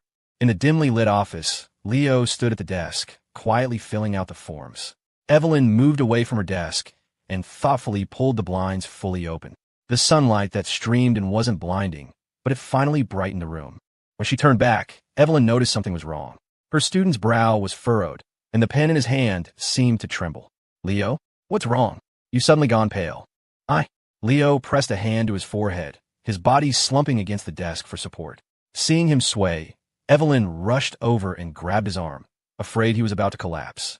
The sudden movement closed the distance between them. As she leaned over him, her black pencil skirt, cinched at the waist, highlighted the full, alluring curve of her chest. A captivating, subtle fragrance drifted from her. Leo didn't dare look, forcing his gaze up to meet her worried, forest green eyes. Sorry, Professor. I guess I overestimated my recovery, Leo said, offering a weak, pained smile. Quick, sit down and rest. Evelyn guided him into her own office chair. I have some medicine here. Let me get it for you. She turned away. Wait, what are your exact symptoms? I have no idea what my symptoms are, other than a sudden flair for the dramatic. Despite the internal sarcasm, Leo kept the act up. He shook his head weakly. Sometimes, I can't concentrate. The doctors couldn't find anything wrong. Don't worry about the medicine. It won't help. Professor, you don't have to worry about me. I'll be fine if I just sit for a minute. You stubborn boy. Evelyn walked back over, her expression a mix of frustration and concern. She handed him a glass of warm water. You shouldn't push yourself so hard if you're not well. I have to, Leo insisted, shaking his head again before looking up at her with an expression of intense earnestness. Professor, I love learning. I've always yearned to swim in the ocean of knowledge. Studying is my greatest passion. God only knew how he kept a straight face. The lie was so blatant he wanted to laugh at himself. But Professor Evelyn bought it completely. She looked at him with a gentle scolding in her eyes. You silly boy, what good are your studies if you don't have your health? She softly touched his cheek, then pressed the back of her hand against his forehead. You feel a little warm. It's probably a low-grade fever. Some prescription meds should clear that up. I'm really fine, Professor. I just need to rest, Leo lied on. I still have a few problem sets I need to finish today. Evelyn looked at this dedicated student, this good kid, who was battling illness while still trying to keep up with his studies, and her forest green eyes softened. Affinity, 39. Seeing the jump in her affinity score, Leo breathed an internal sigh of relief. It was true. Professors loved a dedicated student. The gamble had paid off. Of course, just professing a love for learning wasn't enough. Plenty of students loved to learn. The library was probably still packed right now. It all came down to presentation. A pale, handsome young man in a white collared shirt, looking melancholic as he clutched a glass of warm water, all while being so passionate about his education. What professor, especially a young one, could resist? It was a recipe for an overflow of sympathy. The affection in Professor Evelyn's gaze was now unmistakable. Leo suddenly felt that his 100 points in charisma hadn't been a complete waste after all. They chatted about his coursework, then about campus life. The administration requires so much paperwork. Sometimes those bureaucrats drive me crazy, Evelyn complained, clearly not a fan of the school's higher-ups. But don't you worry about it. You go home and rest. If they start asking questions, I'll handle them for you. Leo listened with a smile, keeping one eye on his internal affinity meter. Affinity, 40 still not enough. He needed to push a little harder. How are you feeling now? Still unwell? Evelyn asked. Leo nodded slightly. Much better. Thank you, Professor Evelyn. That's good. Leo looked at her, his eyes shining with a mixture of gratitude, admiration, and maybe something more. Then, he broke into a radiant smile. I'm so glad you're my professor. If it were anyone else, I don't know what I would have done. You're the best, Professor Evelyn. The sunlight filtering into the office was soft and warm. Staring at the young man smile, Evelyn seemed momentarily lost. It was a rare kind of smile, one that seemed to gather all the afternoon light onto his face. Faintly, Leo thought he heard her breath catch. A moment later, realizing she'd lost her composure in front of a student, Evelyn quickly looked away. Well, of course your professor is the best, she joked, trying to recover. You little rascal, are you trying to butter me up? No chance. I'm very strict. I won't hesitate to fail you if you don't keep up. Leo feigned a dramatic wail. Oh no, after 4 years away from school, I'm already at the bottom of the class. Professor, you have no idea how hard I've been studying, pulling all-nighters just to get on the same page as everyone else. Oh, stop it, Evelyn said, rolling her eyes, though a smile played on her lips. I've seen your file. You were an excellent student 4 years ago. There's no way you can't catch up. Leo just grinned. The playful banter had eased the tension. The slightly awkward air was gone, and Evelyn could finally face him again without feeling flustered. She began organizing the papers Leo had filled out. Don't thank me for anything. This is just part of my job. A professor's greatest satisfaction comes from seeing a hard-working student like you. I'm very proud of your dedication. Now, if there's nothing else, you should head home. I don't want to keep you from your rest. It sounded like she was kicking him out, but she continued to chat with him for several more minutes, showing no real sign of wanting him to leave immediately. Leo felt a warmth he hadn't experienced in a long time. The pain of being stabbed through the chest, the endless cycles of death and rewinding, the near despair Helena had caused him. It all felt like a distant memory. The nerves that had been stretched taut for so long finally began to slacken. Leo looked at Evelyn with a smile that, for the first time, was completely genuine. Evelyn Affinity. 54 character affinity has surpassed 50. System reward has been issued. Please check your inventory. Suppressing a surge of excitement, Leo waved goodbye to his professor. Just as he reached the door, he stopped, as if remembering something. Oh, Professor Evelyn, one more thing. What is it? She asked, looking up. Leo glanced around at the bookshelves, finally asking the question that had been on his mind. Professor, do you know magic? Magic? Evelyn asked, puzzled. Why do you ask? Well, Leo quickly improvised. I've always been fascinated by it. Unfortunately, I don't have the aptitude, so I had to settle for studying arcane engineering. Magic and arcane engineering. One word of difference, but they were two entirely different worlds. Graduates from his major were destined to be glorified technicians, cogs in the great machine of the arcano-industrial complex. But if he could find someone who could wield true magic, his current crisis might not be so hopeless. Unfortunately, Evelyn shook her head. I don't know magic. Oh, I see. Seeing the disappointment on Leo's face, her tone suddenly shifted, becoming uncharacteristically stern. Magic isn't something beautiful, Leo. It brings madness and ruin. Anyone touched by it is cursed with misfortune. She warned him, don't think I'm being dramatic. Listen to me, Leo. Do not try to get involved with magic. Okay, Professor. Though he wasn't entirely convinced, her firm denial left him no room to press further. With a hint of disappointment, he gently closed the office door behind him. He might not have learned anything about magic, but the visit to her office had been incredibly fruitful. Leo eagerly checked his rewards. You have received a skill voucher. Please choose one from the random skill pool. 1. Skill, Firearms Handling, Novice 2. Skill, Flash of Insight, Adept 3. Skill, Negotiate/Soothe, Master. The option surprised him. He hadn't expected an affinity reward to be this useful. Was the damn system finally showing some mercy? All three choices were tempting. Firearms handling. Novice grants basic knowledge of firearms. Marksmanship is equivalent to an amateur enthusiast. Requires strength 30, constitution 30. Flash of insight. Adept temporarily boosts insight. Significantly enhances perception of mystic phenomena. Requires insight 50. Negotiate/soothe. Master grants deep psychological perception and the ability to calm emotions, causing targets to lower their guard. Can suppress 20 points of corruption per use. Cooldown 24H. Requires charisma 80. Leo quickly assessed them. The first two could improve his chances of survival and investigation. However, amateur enthusiast level marksmanship was pretty weak. He'd been to a shooting range before. As for a flash of insight, he couldn't even redeem it. Leo's sterling race. Human stats. Strength 32, constitution 25, dexterity 38, charisma 100, insight 49, sanity 45. That left the best choice. The final skill, negotiate/soothe. It was a master-level ability, and the description sounded incredibly powerful. It could be used without the target's awareness, and its ability to calm emotions and lower corruption was exactly what he needed for Helena. It was far more effective than the low-grade suppression potions. Without a moment's hesitation, Leo selected the third skill. Negotiate/soothe, master. Redeemed after claiming his reward. Leo's mood lifted immensely. Between the pleasant conversation with Professor Evelyn and the powerful new skill, the trip had been a resounding success. His decision to go to her office had been the right one. But as he made his way back down the hall, his good mood vanished. Helena was there. Brother. She stood in the middle of the hallway, her gaze flicking suspiciously toward the office he'd just left. What took you so long? Looking at Helena, Leo forced a gentle smile. I thought I told you to wait for me in the classroom. What are you doing out here? Everyone in the classroom. Helena lowered her head. They were too. Friendly. I don't like it. I want to be with you, Leo. Leo ruffled her hair. That's just because you're so cute. People are naturally drawn to you. Helena looked up hesitantly. Are you finished with your business? All done. Oh. Her blue eyes were full of curiosity. That Professor Evelyn. Is she very beautiful?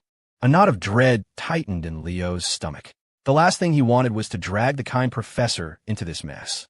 He kept his expression neutral. Why do you ask? Who told you that? Well, I heard your classmates talking. They all said Professor Evelyn is beautiful. Just a little strict. Her words caught Leo off guard. Strict? He thought back to his experience in her office. In no way did Professor Evelyn seem strict. Though puzzled, he didn't let it show, instead seizing the opportunity. Yeah, strict is an understatement. She's harsh at the total hard ass. I never want to set foot in that office again. Oh, really? Totally.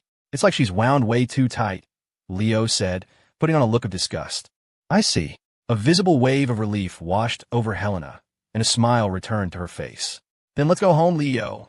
Leo let out a silent sigh of relief himself. As long as Professor Evelyn wasn't implicated, it was fine. He was sure she wouldn't mind him bad-mouthing her a little if it kept her safe. Hand in hand, they walked down the hallway, laughing and talking. But just as they turned the corner, Helena glanced back. Her gaze lingered on the office door, a thoughtful, calculating look in her eyes. On the way home, Helena asked him again if he could stop going to school and just stay home with her. The answer, of course, was yes. After 3 resets, he had learned her triggers perfectly. He didn't provoke her. He just placidly agreed. His compliance was practiced in a way that was heartbreaking. As a result, Helena was in an exceptionally good mood. She linked her arm through his, her face beaming with joy, and even started humming a little tune. You're the best, Leo. And this time, because he had pleased her, she didn't exhibit that near-psychotic possessiveness. She didn't try to cuff him like a prisoner. I'm going out to buy groceries, Helena announced, waving cheerfully at him. I've been practicing my cooking for the last 4 years, you know? You be a good boy and wait for me at home. Okay? Be safe. Hurry back, Leo said, the words feeling hollow. Don't worry about me. He watched her close the door.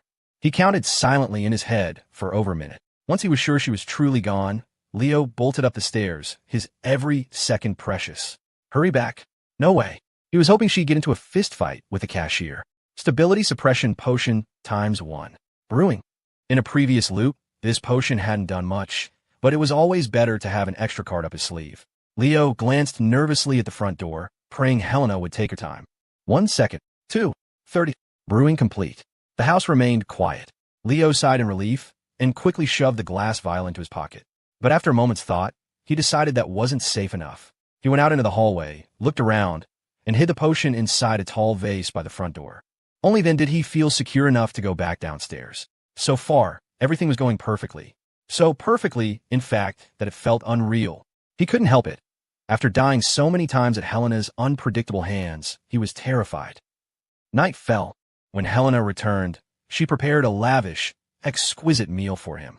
The candlelight flickered, casting a quiet, warm glow over the dining room. But Leo's heart began to hammer in his chest. It was the death dinner all over again. Whether he'd live to see the sunrise depended entirely on tonight. Leo, come and try what I made. Seeing the eager anticipation in her eyes, Leo smiled and swallowed the bite of food she offered him. Wow, he widened his eyes in surprise. This is delicious. That part wasn't a lie. Helena actually had a talent for cooking. It was just that last time, he'd been so consumed by anxiety that everything had tasted like ash. Really? Is it really that good? Helena's eyes seemed to light up. It's true, Leo nodded. Would I lie to you? You'd better not lie to me, she said with a happy smile, eagerly pushing other dishes toward him. Otherwise, I'll get very angry. Leo knew she hated wasting food, so he pretended to have a huge appetite and dug in. Helena propped her chin on her hands, watching him eat with rapt attention, her eyes curving into beautiful crescent moons. She seemed to derive more satisfaction from watching him eat than from eating herself. The peaceful atmosphere continued. Until... Leo, what is it? Helena glanced around the large, empty dining table at the silent house around them. A thought seemed to strike her, and her expression grew complex. She said softly, "It used to be so lively, with all of us sitting around the table together. It feels so empty now. Do you miss the old days, Leo?" Here it comes. Leo's heart leaped into his throat. This was the kill question. One wrong answer, and everything he'd worked for would be undone. Leo's gaze slowly moved to Helena. In her current state, she was sensitive, volatile, and emotionally unstable. She despised him having contact with any other woman, viewing them as enemies. She had a particularly undisguised hatred for the other heroines from his first playthrough. So this question was a test. She wasn't genuinely reminiscing. To be honest, I do miss it a little bit, Leo said, his first sentence unexpectedly agreeing with her. As he expected, he caught a flicker in his peripheral vision. Helena's arms, resting on the table, gave an involuntary twitch. The candlelight wavered, and the room grew colder. Corruption, 85. Is that so? Helena lowered her head slightly, hiding her eyes. Her voice dropped to a low murmur. So, you're still thinking about them. Am I not good enough for you, Leo? Leo smiled gently and reached out to stroke her hair. Negotiate/soothe, master. Activate. In that instant, as he looked at Helena, it felt as if he could see straight through her dejected facade, right into her heart. It was only when her defenses were down that she was truly vulnerable. The game was on. The night deepened. The candlelight flickered across Helena's small face, but this time, she just sat there quietly. Leo was astonished. Previously, any hint of nostalgia for the past would have sent her into an immediate rage. She would have put 2 new holes in his chest and sent him straight to a game-over screen. But now, under the influence of negotiate/soothe, her emotions were stable. She was actually listening to him. It was miraculous. With that thought, the tension in Leo's chest finally eased. He looked at Helena and said with a smile, "Who doesn't like a full house? Even I get lonely when I'm by myself." Lonely. Helena whispered the word. It was a familiar feeling for her. Before she met him, she had always been alone, hiding, scurrying through the shadows, a monster no one cared about. Everyone was afraid of her. "Do you remember the first time we met?" Leo asked. Helena nodded. "You were curled up in that little alley. Crows and stray dogs were circling. You said, 'I'm so hungry.'" Recalling the memory, Helena's eyes shimmered. "You still remember that day?" "Of course I do." Leo ruffled her hair. "That was the first time I ever saw you, Helena. It was a day worth remembering." Hearing how clearly he remembered their first meeting, Helena finally smiled. It seemed he really did care about her. She drifted back into the past. "Back then, I had just gotten into a fight with the agents who were hunting me. I killed them all. But afterward, I was so tired I couldn't even move. New Haven is so cold in the winter. Every time she thought of it, she could feel that bone-deep chill and the hunger. Her mind drifted further back, to the time before she met him. She was very, very young when she discovered her abilities. When those strange tentacles first appeared, she was terrified. She didn't want anyone to find out how strange she was. But she couldn't control them. Whenever she was upset, the infuriating tentacles would burst forth and destroy everything around her.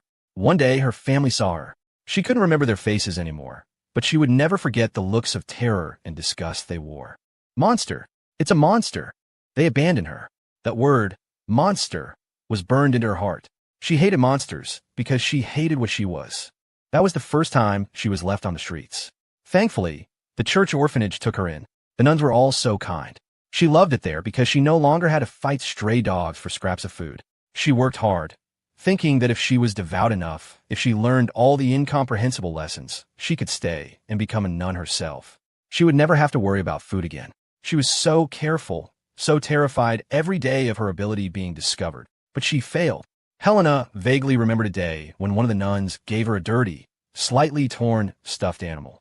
This is for you. I think all little girls like fluffy toys. It was a big bear, soft and worn a hug. Helena was overjoyed. It was the first time she'd ever had a toy. Did all the girls in New Haven have toys like this? Those are probably clean and beautiful. She was so envious.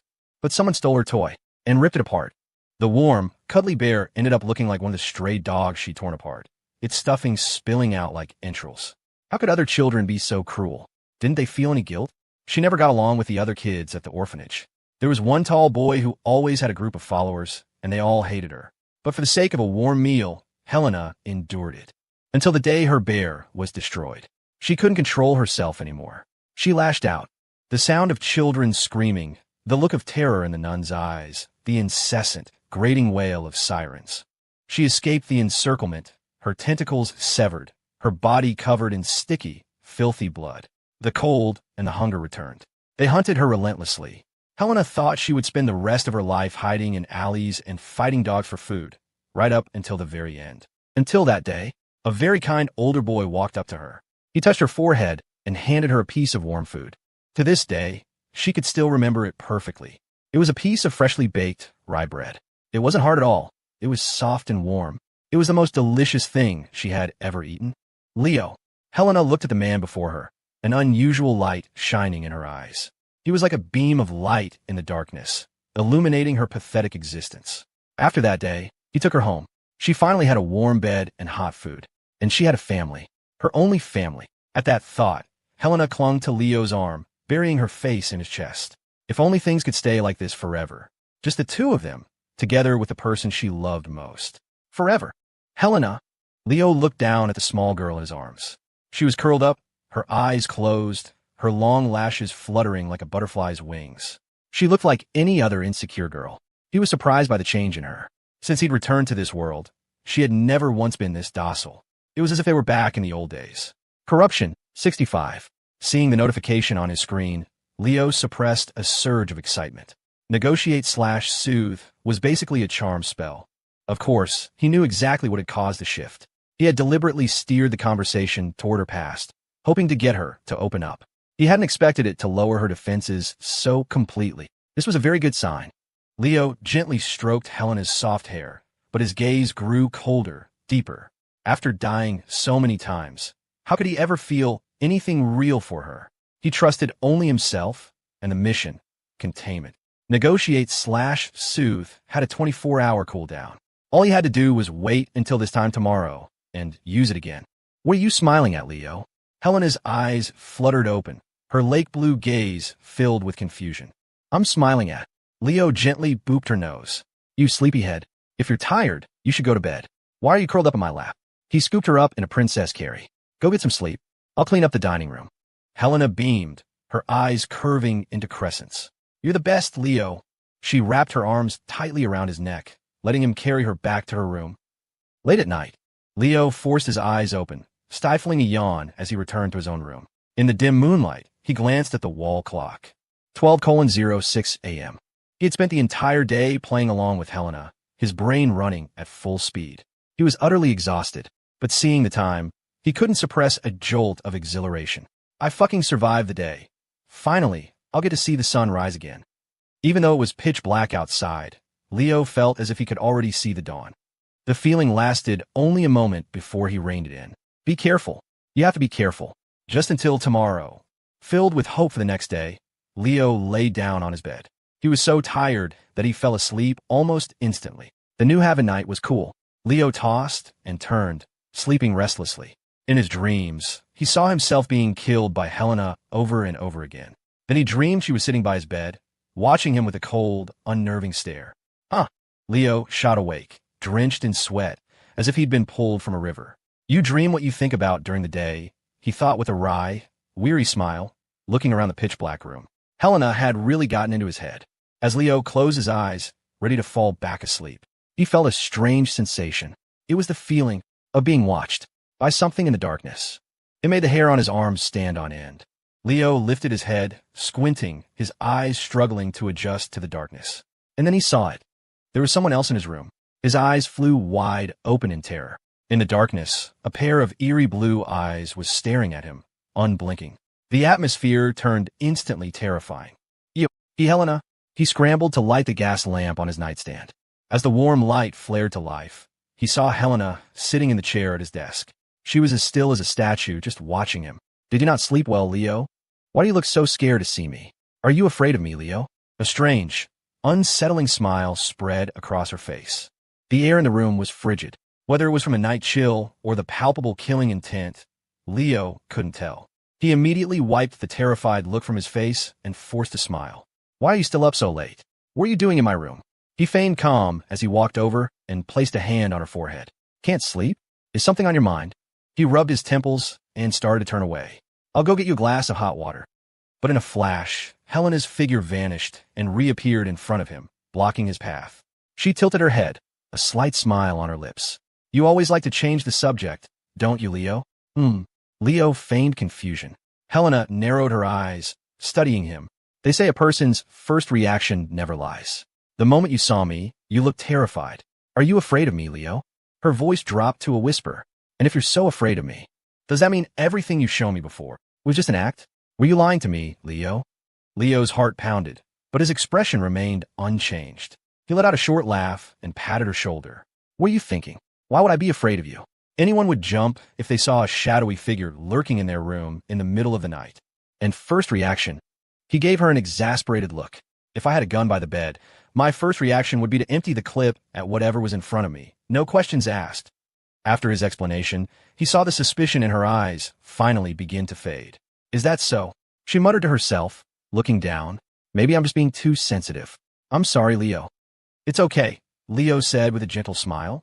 He thought he had finally placated her and was about to breathe a sigh of relief when he felt a strange tremor under his hand. Then, Helena's shoulders and arms began to twist unnervingly. A slick, serpentine sound slithered through the quiet room. Helena transformed. 5 or 6 terrifying tentacles erupted into view. Helena, you! Before Leo could react, 2 tentacles shot out and wrapped around his body. They slithered under his pajama shirt, their cool, smooth surface making his skin crawl. A wave of goosebumps erupted across his arms. Helena, what are you doing? He asked, his voice strained. Don't scare me like this. But Helena's eyes held none of their usual murderous intent. She just watched him silently as her tentacles coiled around his body, his arms, his legs, his waist, and his vulnerable neck, as if intending to cocoon him completely. This is what I really look like, Leo. Are you afraid of me now? She asked softly. Leo could barely move. The tentacle around his neck made it hard to speak. Of course not. This is the real you. Helena, why would I be afraid? A sweet smile returned to her face. So you like me like this? Of course. Leo's mind raced. If negotiate/soothe were active, he would have told her the truth, that he hated it, and ordered her to let him go, maybe even make her feel guilty. But now is not the time. Of course I do, he said with a smile. I love you, Helena. It doesn't matter what you look like. I'll always love you. Helena's smile widened, and her whole body trembled with excitement. You like me, Leo, even though I'm a monster. You don't despise me. This is wonderful. A monster. A monster. A monster. Wait, I'm a monster. Monster. Leo hadn't said another word, but she was already descending into the same maddening, repetitive whispers as before. Lost in her own world, Helena didn't notice the color draining from Leo's face. Cough. Act. He weakly slapped at the tentacle around his neck. Helena finally noticed his distress. His face was turning purple, and his eyes were rolling back in his head. Oh, I'm so sorry, Leo. She immediately released her grip, and Leo's body crumpled to the floor, only to be caught by another gentle tentacle. I'm sorry. I've been like this a lot lately, she said with a guilty smile. Sometimes I can't control my emotions. I'm sorry, it's just because I love you so much, Leo. Looking at Leo, whose face was now deathly pale, a strange light flickered in Helena's eyes. He was so good to her. Sometimes she couldn't resist the urge to break him, a frightening impulse for mutual destruction that terrified even her. Maybe it was because she felt so worthless. She was so scared that those other women would steal him away again, scared of losing him. Sometimes she thought there was only one way to be with him forever. Helena lowered her head, fighting to control her emotions, to hide the darkness in her eyes. Leo loves me. He isn't disgusted by what I am. He wasn't lying, so I can't do that to him. Meanwhile, Leo threw open a window, gulping down fresh air. He went and poured himself a glass of water, finally feeling his senses return. That was terrifying. He knew it. Helena hadn't changed at all. The docile, normal-looking girl from dinner was a complete facade. Any lingering hope Leo had cherished was now utterly extinguished. Yes, what I'm doing is right. I will never, ever love her. Are you feeling better, Leo? Clear, lake-blue eyes watched him with concern. Helena was now sitting on his bed, looking as serene and well-behaved as ever. If you ignored the monstrous tentacles writhing behind her. The face of an angel, the body of a monster. The combination was profoundly unsettling. I'm better. I'm fine, Leo said, adjusting his robe. He let out a heavy yawn, feigning exhaustion. It's getting late. I'm going to sleep. You should go back to your room, Helena. He walked over to the bed, ready to usher her out. To his dismay, Helena didn't move an inch. I can't sleep. I want to sleep with you, Leo. What? Leo blinked, confused. Helena looked at him with wide, pleading blue eyes. Are you going to say no? Leo realized she was serious. He sank down onto the plush pillows with a sigh and patted the empty space beside him. Like I have a choice. That part was the absolute truth. He was terrified of dying. Yay, Helena chirped, bouncing onto the soft mattress like an excited child. She ignored the spot he'd indicated and instead wrapped herself around his waist, resting her head on his chest and closing her eyes contentedly. Looking at her peaceful sleeping face, Leo sighed and turned off the lamp. The room was plunged into darkness again. But Leo couldn't sleep. Not at all. He knew Helena had let her guard down, that she probably wouldn't try to kill him in his sleep, and her small body was warm and surprisingly comfortable to hold. But she was hugging his waist, with 6 tentacles. Who the hell could sleep being cuddled by 6 tentacles? Overwhelmed and utterly exasperated, Leo closed his eyes. The next morning, Leo opened his eyes, 2 enormous dark circles under them. The space beside him was empty. Helena was gone. He yawned, feeling utterly drained. The night had been indescribable, cuddling with the very same tentacles that had killed him before. To say he was on edge would be an understatement. It had been an agonizing ordeal. On top of that, Helena was a restless sleeper. Her tentacles moved against him all night, sometimes sprouting barbs or hard scales depending on what she was dreaming about. Leo rubbed at the red, irritated marks on his skin and sighed. He opened his bedroom door and headed for the bathroom. After washing up, a delicious aroma wafted through the house. Perhaps because he hadn't slept, his stomach was growling ferociously. He followed the scent to the dining room. You're awake, Leo. Helena, wearing an apron, poked her head out from the kitchen. A series of clangs and bangs echoed from behind her. I'm up, he said. Are you making breakfast? Why was it making so much noise? He walked around the long dining table and into the kitchen, where he finally understood. One of Helena's tentacles was holding a frying pan. Another was cracking eggs. 2 more were on the cutting board, slicing sausage. And that wasn't all. In the corner of the kitchen, her remaining 2 tentacles were busy with the toaster. With a ding, a perfectly browned, steaming slice of toast popped up. Watching Helena work with all 6 hands at once, a model of multitasking efficiency, Leo suddenly found that the tentacles weren't quite as terrifying anymore.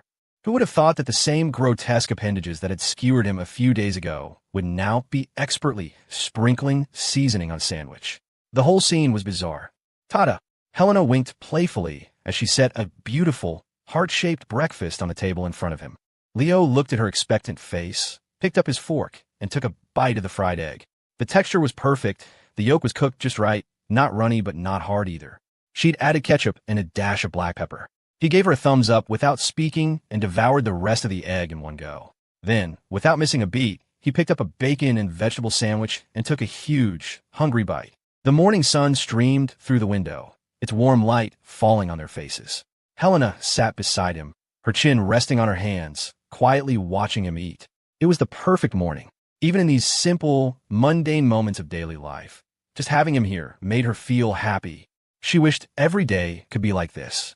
Helena's gaze on him became distant, lost in thought. All done.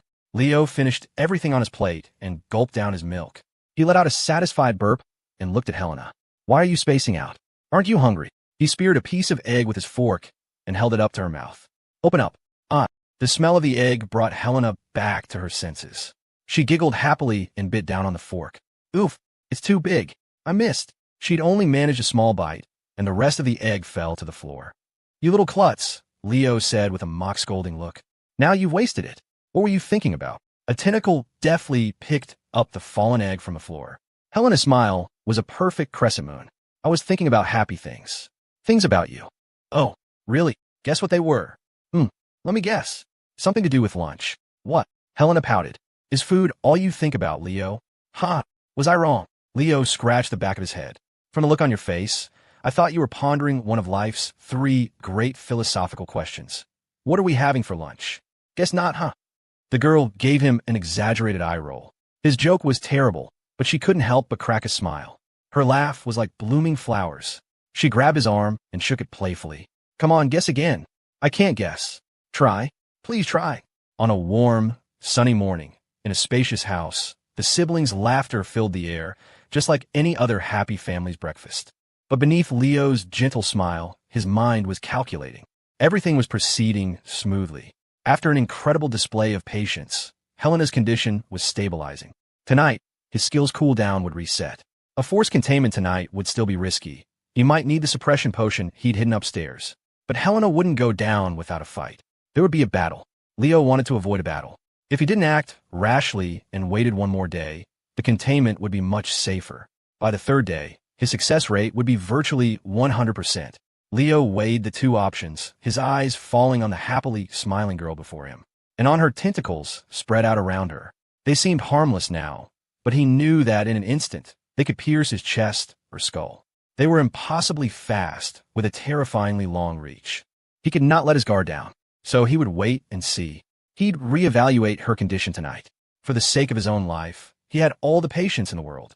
In the following days, Leo hardly ever left Helena's sight, dedicating himself to keeping her company at home. Her state improved dramatically. She started to seem, for all intents and purposes, like a normal girl her age. More importantly, after 2 days of his constant presence, Helena had come to believe he wasn't lying to her. He's really not going back to school. He's willing to stay home with me. This meant she no longer had to worry about someone stealing him away. But Helena looked at Leo with a pang of guilt. Whenever she saw a fleeting look of sadness or boredom on his face, her self-recrimination intensified. A person like him wasn't meant to be kept in a cage. He used to be so amazing, investigating cases, traveling, meeting important people. A free spirit walking in the shadows of the world. Maybe what I'm doing is wrong. Helena secretly studied Leo. If he was getting too bored, she thought, maybe she could find something for him to do. Maybe, if he was good, she could even let him go out sometimes. Leo, however, was oblivious to her thoughts. He only felt a faint, probing sense of being watched. The progress over the last 2 days had been so smooth, it felt unreal. Helena was even willing to let him have some yard time now. He could leave the house, walk around the neighborhood. But he was certain that if he did, she would be following him secretly. It was still early. The operation wouldn't begin until 11 tonight. Leo did plan to go out for a bit. He wanted to buy Helena a stuffed animal. He vaguely remembered that she liked them, a detail from an old in-game text file he'd almost forgotten. He'd been too busy playing the game like a detective novel to pay attention, treating her as just another tool. It wasn't too late to fix that. He didn't know why she liked them, but if having something she cherished made her more stable, it was a sound tactical investment. Purely a cost-benefit analysis. With a smile, Leo changed his clothes and called out to Helena. I'm heading out for a bit to buy something. I'll be right back. Okay, Leo. Helena was on the sofa, reading a book. She responded naturally, without a hint of suspicion. The moment he turned his back, however, she lowered the magazine and her eyes followed him. Leo walked to the entryway and picked up his jacket. Just as he was about to put on his shoes, a knock echoed through the house. For some reason, the unhurried sound made Leo's heart hammer in his chest. A deep sense of foreboding washed over him. Leo, Helena appeared silently behind him, making him jump. Who is it? How should I know? He said, meeting her puzzled gaze. Who would be looking for them at this time, in such a secluded place? The knocking continued, steady and persistent, as if the person on the other side wouldn't leave until the door was opened. Helena glanced at Leo, seemingly accepting his answer, then walked to the door. Stop knocking. Who is this? The knocking stopped abruptly. Then, a voice Leo found vaguely familiar drifted through the door. Hello, you must be Leo's sister. I'm his professor, Evelyn. I'm sorry to bother you, but I'm here for a home visit. He's been absent for 2 days straight. The absences are one thing, but I'm worried about his health. The voice outside was warm and magnetic. It was the kind of voice that made you picture a beautiful person without even seeing them. Professor Evelyn? What is she doing here? This is the worst possible timing. Leo's stomach clenched. He quickly looked at Helena. Her face was a blank mask. Your professor seems to care a lot about you, Leo, she said, her voice low, as if she were suppressing something. The smiling, happy Helena of the past 2 days had vanished. Well, she's a very responsible professor, Leo explained quickly. She's like this with all her students, not just me. Helena's voice was flat, hollow.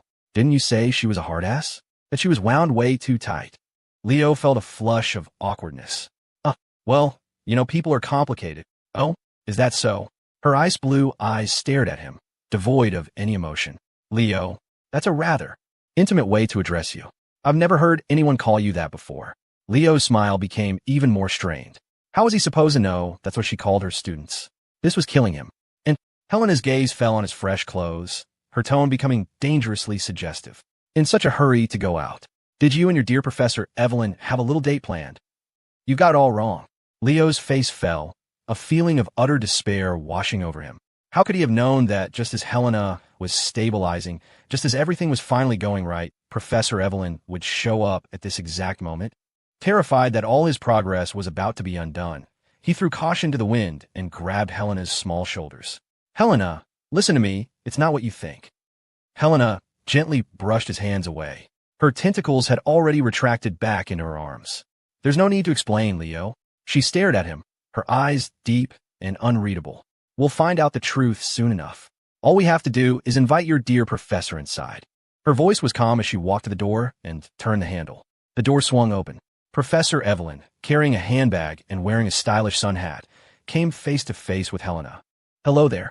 You must be Leo's sister. I've heard some of the students mention you, Professor Evelyn said with a kind smile. When she saw Leo behind Helena, she waved warmly. Leo. She looked him over, her expression tinged with worry. Are you sick again? You look quite pale. Leo looked back at her helplessly. Of course I look pale. You have no idea. Wow, you're so young and beautiful, Professor Evelyn. Helena chirped, her tone deceptively playful. From the way my brother talked about you, I thought you'd be in your 40s or 50s. Excuse me. Evelyn's brow furrowed, and she shot an annoyed look at Leo. I'm not that old. What have you been telling your sister about me, young man? She was clearly offended. No woman likes to be called old, even though Leo had never said anything of the sort. But just as Evelyn was about to scold him, she noticed he was making frantic faces at her, desperately mouthing something. Her frown deepened. What got into him? It looks like he's trying to tell me something. How strange. Leo, Helena's voice cut in, as if she had eyes in the back of her head. She turned, her smile not reaching her eyes. Is there something you want to say to Professor Evelyn in private? No, Leo said, his expression flat. Oh, really? Helena stared into his eyes, as if trying to read his soul. Well, if you have something to say to your professor. Her smile turned chilling. Then we should invite her in. The two of you can sit in the living room and have a nice, long chat. Like flipping a switch, she turned back to Evelyn, her mask of politeness firmly back in place.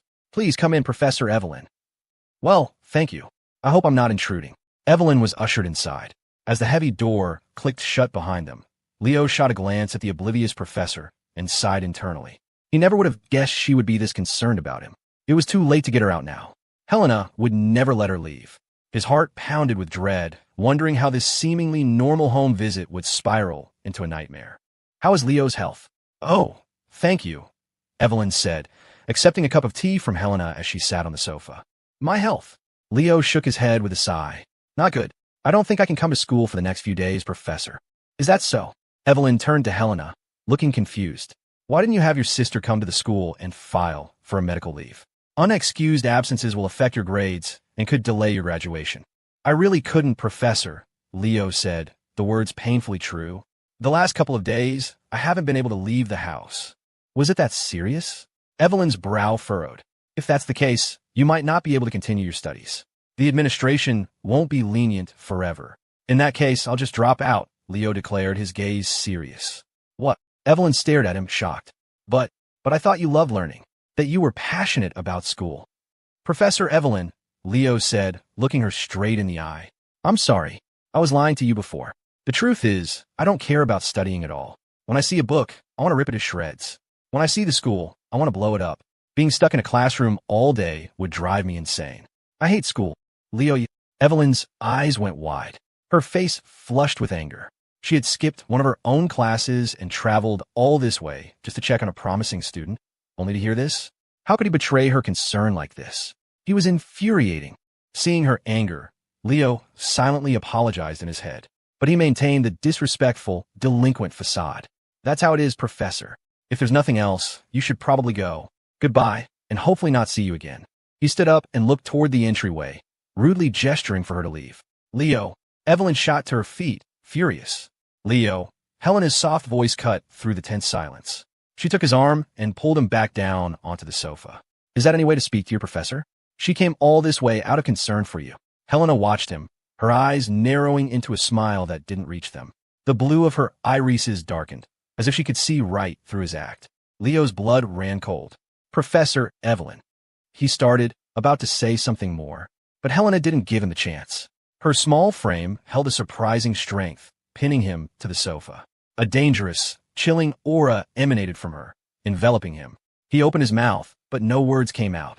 Finally, he sighed in defeat. It was over. He gave up trying to save her.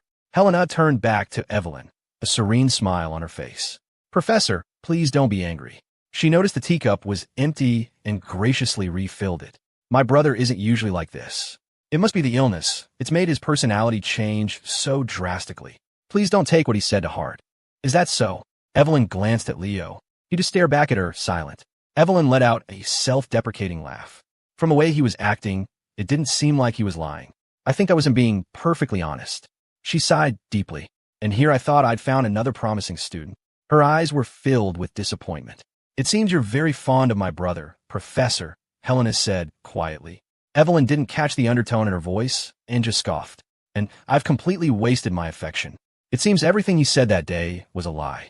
I guess I was a poor judge of character. I'll let you two talk. I have matters to attend to at the school. She stood up abruptly, clearly eager to leave. But Helena moved to block her path. You. Evelyn frowned, unsure what she was doing. Helena's smile grew wider, deeper. As I said, my brother actually loves to study. And he's very fond of you, Professor Evelyn. So, Helena's smile twisted. Since my brother likes you so much, and you like him so much, why don't you stay? Stay. Evelyn looked at the girl, bewildered. What do you mean, stay? Exactly that, Helena chirped. Why don't you stay here forever, Professor Evelyn? What are you talking about? Evelyn's expression grew more concerned. She began to wonder if Leo's sister was also sick in the head. The girl's smile was sinister, unnatural. It was chilling. Evelyn took an involuntary step back, a sharp sense of danger finally cutting through her confusion. The atmosphere in the house had felt off from the very beginning. The strange dynamic between the siblings, the subtle, underlying chill. Suddenly, she remembered the message Leo had been so desperately trying to send her. Run! A look of horror crossed Evelyn's face. She shoved Helena aside and bolted for the front door. But she only made it a few steps before a sickening thud echoed through the room, and her body collapsed to the floor. Behind her, Helena's mocking laughter filled the air. Finally got rid of the nasty woman who wanted to steal my brother. He. Leo stared at Professor Evelyn's body on the floor, her life status unknown. It must have been the tea. Helena had poisoned it. Not a single suspicious move. She had planned to kill her from the very beginning. An icy coldness spread through Leo's heart. Then, Helena turned around. Her entire body was trembling with an ecstatic, feverish excitement. The smile on her face was manic. And now it's your turn, brother. Her arms morphed into a writhing mass of tentacles, and a powerful wave of psychic energy radiated outward. Are you going to kill me? Leo asked calmly. You don't seem scared at all. Helena tilted her head, curious. Maybe I'm just used to dying, Leo said, leaning back against the sofa, trying to find a more comfortable position. There you go again, saying those strange things. I'm telling the truth, Leo said, a small smile on his face. One of Helena's tentacles shot out and wrapped around his neck. A sharp barb slowly extended from its tip, poised to pierce his throat and end his life in an instant. Leo just watched her, his expression unchanged. She didn't move. You were willing to stay home with me. And that made me so happy, she purred. But you haven't changed at all, have you, Leo? You're still such a flirt. The moment I take my eyes off you, you go chasing after other women. That stupid professor, huh? I knew she had ideas about you. I was right. You lied to me again. Helena glided closer, her smile becoming more unreadable. So now, I'm going to have to fix you, brother.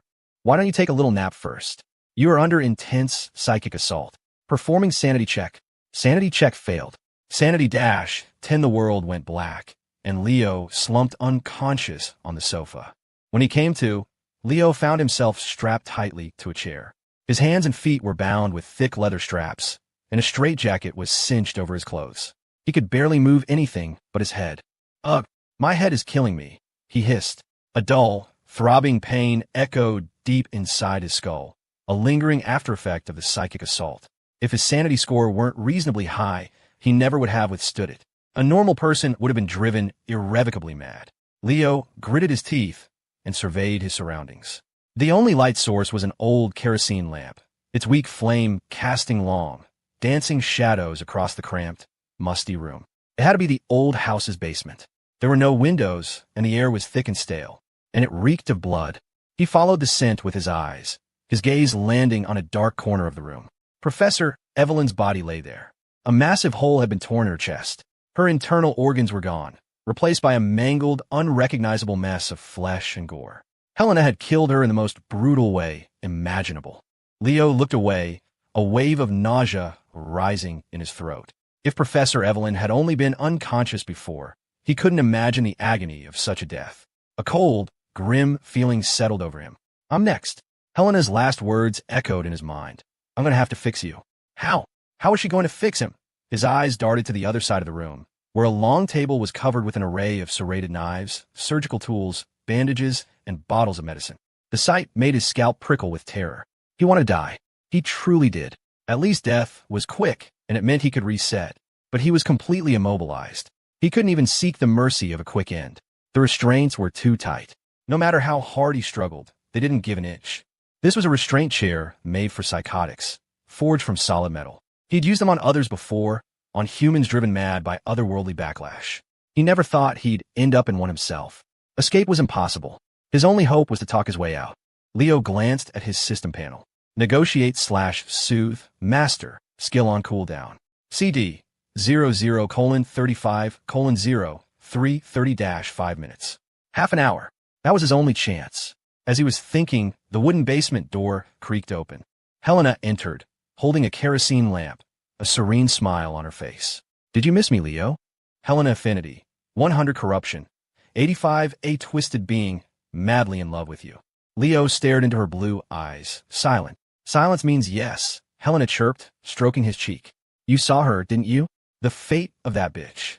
Leo remained impassive, refusing to look toward the body. Helena frowned. She gripped his chin, forcing his head to turn toward the corner.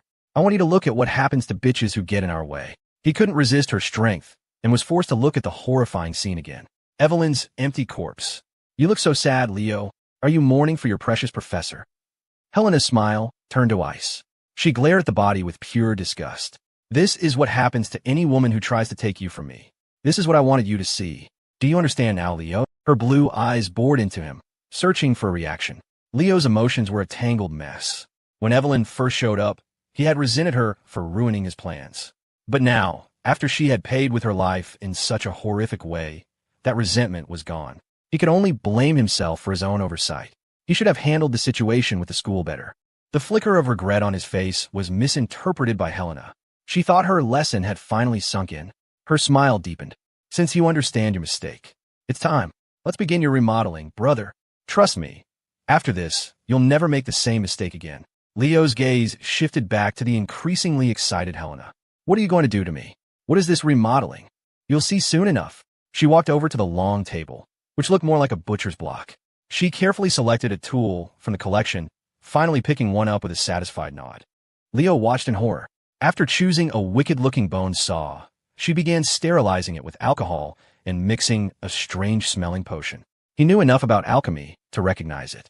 An anesthetic, the kind used for surgery in this era. Don't be scared, Leo. I'll be very gentle, she cooed, her her smile unnervingly sweet as she brought the potion over. Drink this, and you won't feel a thing. Aren't I thoughtful? Thoughtful? She had to be kidding. Leo's eyes were glued to her as she lovingly stroked his hand. Such a shame. You always used to stroke my hair so gently with these hands. Enjoy the feeling of having limbs while you can, brother. Soon, they won't be yours anymore. Leo stared at her in disbelief. He finally understood what she was planning. The small-toothed saw wasn't just for show. It was for amputating limbs, for sawing through bone. You're insane. An absolute, raving lunatic. Being called a lunatic didn't faze her in the slightest. She looked at him with soft eyes. You won't be able to move anymore, but don't worry. I'll take good care of you. You still have so many places you want to see, right? I can push you in a wheelchair. We'll travel the world together. We can go to the gardens at Ardennes Castle. I hear they're beautiful, with endless fields of tulips. Then, I'll take you to the port of Brugge, the most famous trading hub in the empire. They have food from all over the world. We can go shopping every day and eat something new for a whole year.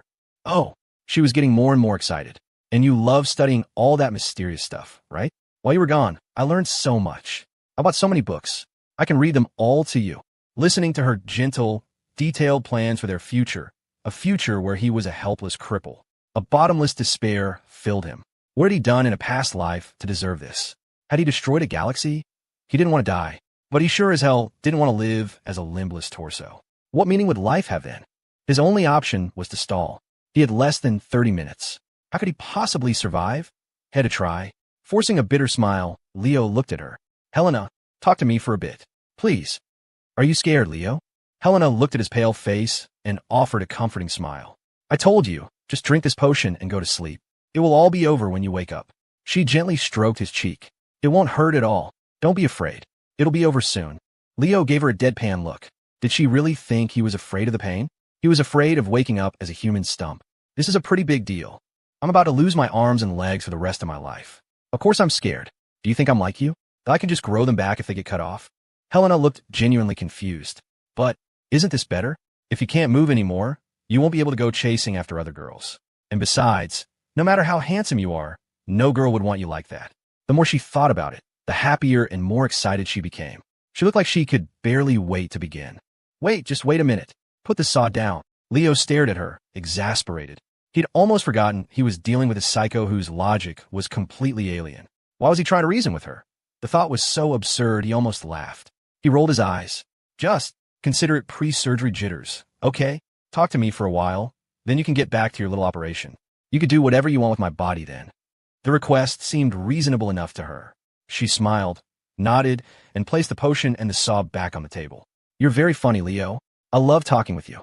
She pulled up a small stool and sat directly in front of him. What do you want to talk about? Oh, and what did you mean by pre-surgery jitters? Leo glanced at her.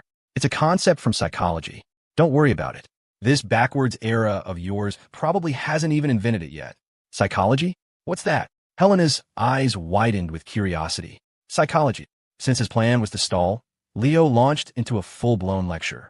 It's the scientific study of a human mind and its functions, especially those affecting behavior in a given context. It involves cognition, emotion, thought, personality, behavioral habits. It's the grand study of the human soul. Oh, Helena stared at him, mesmerized by his long, articulate explanation.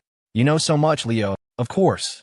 Well, she asked, intrigued, since it's the study of the human soul, what can you see in my soul?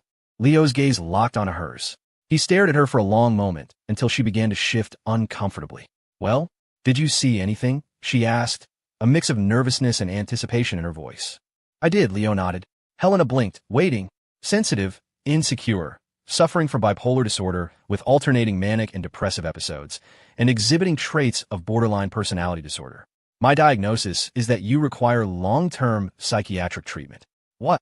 Helena asked, alarmed. Is it really that serious? Leo nodded solemnly. He was mostly bullshitting, but he knew her current state wasn't just a result of supernatural corruption. Every madman is mad in their own way. Helena's illness was largely a product of her upbringing, of her traumatic childhood. That was why, when he had appeared like a beam of light in her dark world, she had clung to him with such a sick, desperate possessiveness. Of course, what happened next was partly his fault too. Her insecurity, her feeling of being threatened by the better women who entered his life, had fed her anxiety until it finally snapped. But he hadn't known any of that back then. He was just trying to beat the game. If he hadn't died so many times, he never would have delved this deep into her psyche, playing the role of a crisis counselor. As he verbalized his thoughts, Helena froze. She began to mutter to herself, "I'm sick. Am I really sick?" Leo nodded silently. "Yes, you have some very serious problems. But if I don't, he'll be taken from me. No, I have to do this. No, I'm sick. Leo says I'm sick. What I'm doing is wrong." She clutched her head, her body trembling, her expression shifting between agitation and anguish. Leo watched her, recognizing the signs of a person trapped in a spiral of self-doubt. Time ticked by. Less than 10 minutes left on the cooldown. He was running out of time. In the dim basement, Helena continued her frantic, whispered monologue, her face twisting into a tortured mask. "No, no, no." She snapped her head up, her eyes, now shot with blood, fixing on Leo's calm expression. "You're lying to me. You're lying to me again. You don't want to be with me. You're just saying all this to trick me." Well, that didn't last long. Leo knew it was a long shot. Helena shot to her feet, strode to the table, and snatched up the bone saw. "Delays are dangerous. I can't wait any longer. I have to do it now." She advanced on him, the serrated edge of the saw gleaming in the lamplight. "Helena, listen to me, I won't. I'm not listening to you anymore. I won't." Watching her approach, her body trembling on the verge of a complete breakdown, Leo's heart hammered against his ribs. He was out of options. He could only watch as she brought the potion to his lips. He clamped his mouth shut. Helena frantically tried to pry his jaw open to force the anesthetic down his throat. "Drink it. Drink it now." Her rage mounted, her grip bruising his chin. Leo held firm. Finally, with a scream of frustration, Helena hurled the bowl to the ground, shattering it. "Fine. If you won't drink it, don't blame me for what happens next. You'll regret this." She raised the saw, ready to begin while he was fully conscious. But just then, the flame of the kerosene lamp flickered violently. A strange, crackling sound echoed from a dark corner of the basement. What was that? Leo and Helena both looked toward the source of the noise. Their eyes found it at the same time. The sound was coming from Professor Evelyn's body. Leo's eyes widened in shock. The corpse was shaking violently. But the truly bizarre part came next. With a sickening crunch, the body sat bolt upright. Holy crap, she's reanimating? What's going on? The situation was so bizarre that even Helena forgot about the anesthetic, her attention now fixed warily on the corpse. In the dim, flickering lamplight, the body, with its chest cavity ripped open, a body that by all rights should have been completely dead, was now sitting up. To Leo's astonishment, Professor Evelyn's head swiveled stiffly on her neck, and her gaze slowly locked onto him. A grotesque smile spread across her pale, bloodless face. "Hey, you two siblings are certainly interesting. In all my years, I've never had a home visit quite like this." Professor Evelyn. Leo felt a surge of hope. She wasn't dead. Her chest was torn open, her heart and other vital organs shredded by Helena's tentacles. How could she possibly still be alive? What kind of creature was she? While Leo was reeling, Helena scoffed. "Pathetic tricks." Her arms exploded outward, 6 tentacles shooting toward Evelyn. But at the same instant, an icy wind swept through the room. All the kerosene lamps extinguished at once, plunging the basement into absolute darkness. In the pitch black, Leo could only hear the sounds of a furious struggle. He hadn't expected any of this. His plan had been to stall until his skill was ready and then try to soothe Helena again. He never would have imagined that the gentle, kind Professor Evelyn was capable of something like this. It seemed none of the game's romanceable characters were what they appear to be. While the two of them fought in the darkness, Leo threw all his strength into rocking his arms and legs, trying to break free. But the leather straps were too secure. He couldn't break them. Gritting his teeth, he began to awkwardly hop the heavy chair across the floor, inch by painful inch. Just then, a cold presence swept past him in the dark. Leo froze. Helena, but instead of an attack, the handle of a knife was pressed into his hand. Leo let out a breath he didn't realize he'd been holding. It had to be Professor Evelyn. Even in the middle of a fight for her life, she was trying to save him. He quickly gripped the knife and began sawing at the strap on his right wrist. The battle raged on in the darkness. As his eyes slowly adjusted, he could make out silhouettes. He saw Helena's tentacles pierce Evelyn's body multiple times, but the professor only grunted in pain, her movements remaining sharp and swift. She grabbed another knife from the table and began hacking at Helena's appendages. The thick smell of blood filled the air, and Helena let out a furious roar. The professor was absurdly tough. The serrated blade scraped against the thick leather. It was too tough. Frustrated, Leo put all his weight into it. With a final violent jerk, the strap snapped. The blade dug deep into his forearm, and blood sprayed from the wound, but he ignored the pain. He freed his right hand and immediately went to work on his left. Leo. Helena had noticed his escape attempt. Her face a mask of rage, she lunged toward him. A tentacle shot toward the back of his head. But with half his body now free, Leo twisted around and slashed blindly with a knife. Helena shrieked in anger as a piece of her tentacle was severed. She charged at him with renewed fury. Damn it! What is your sister? A voice hissed in the dark. Evelyn moved like a cannonball, slamming her entire body into Helena. The two of them, a tangle of limbs and tentacles, crashed into the wall, shaking the entire basement. Evelyn was durable, but Helena was stronger. Unable to find a way to kill her, they were locked in a brutal, chaotic stalemate. Shoggoth. She's a half-blood Shoggoth. Leo, now completely free, yelled as he clutched his bleeding arm. Her weakness is her human heart. Got it. What a pain in the ass. Evelyn grunted. But the moment Leo revealed her weakness, a massive wave of power erupted from Helena, sending Evelyn flying. 4 tentacles instantly pierced her wrists and ankles, while a 5th coiled tightly around her slender neck. Evelyn choked out a pain gasp. You. With Evelyn neutralized, Helena's twisted, insane eyes locked onto Leo. You betrayed me. Her last free tentacle shot toward his head like a spear. But Leo was already moving, scrambling out of the basement. He threw his shoulder against the heavy wooden door, slamming it shut just as the sharp tip of the tentacle punched through the wood, inches from his face. He'd been a hair's breadth from another reset. He wasn't afraid of dying, but he couldn't afford to waste a single loop. He fumbled with the heavy iron bolt and slid into place, locking the door. Then, without looking back, he sprinted up the stairs. Faster. Evelyn wouldn't last much longer. The power gap was too wide. Leo raced up to the 2nd floor, leaving a trail of blood behind him. He found the vase where he'd hidden the potion, reached inside, and pulled out the glass vial. Helena's corruption level was too high now. No amount of talking could bring it down to a containable level today. But this was better than nothing. For a superpowered being in the throes of a psychotic breakdown, corruption was directly proportional to their danger level. If he could lower it even a little, it might give him and Evelyn a fighting chance. A deafening crash echoed from the basement. Leo flinched, looking back down the stairs.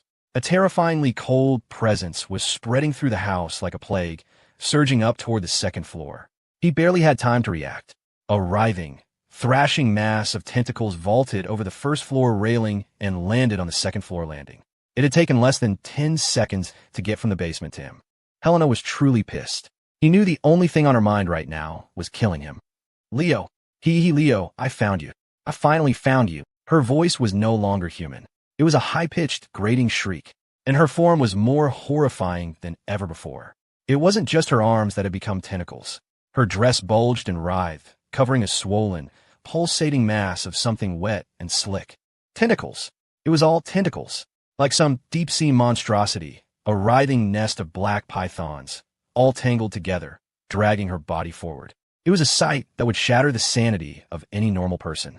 Even with his high resistance, the sight of that thing slithering toward him sent a wave of cold, slimy dread through him, making his entire body tremble. Leo, here I come. I'm coming for you. Helena Affinity, 100 corruption, 95 danger level, 5 stars, extremely dangerous. Do not observe. Description: a twisted, shrieking, indescribable thing. A sharp pain, like a needle, stabbed into Leo's brain. You're under intense psychic assault. Performing sanity check. The psychic assault was so intense Leo couldn't move a muscle. He grit his teeth, forced to watch as the twisted mass of flesh and shadow slowly writhed toward him. Brother, why? Why did you betray me? Did Helena do something wrong? Her voice was still a high-pitched, alien shriek, a sound no human vocal cords should be able to produce. It's all useless. Everything I did was for nothing. I should just kill you, brother. Then we could be together forever. Yes, that's better. So much better. Countless black tentacles coiled around Leo's arms and legs, threatening to consume him whole. Sanity check. In the game, a sanity check was a roll of the dice, a test of stats and luck. In reality, it was a brutal war of attrition waged in the depths of Leo's mind. This time, he was about to break. A cord snapped in his brain. The psychic onslaught nearly knocked him unconscious, the light draining from his eyes. His arms fell limp at his sides. The vial of inhibitor slipped from his grasp and shattered on the floor, its contents splashing onto the tentacles writhing beneath Helena's dress. The potion was practically useless against an anomaly of her level, but it was enough.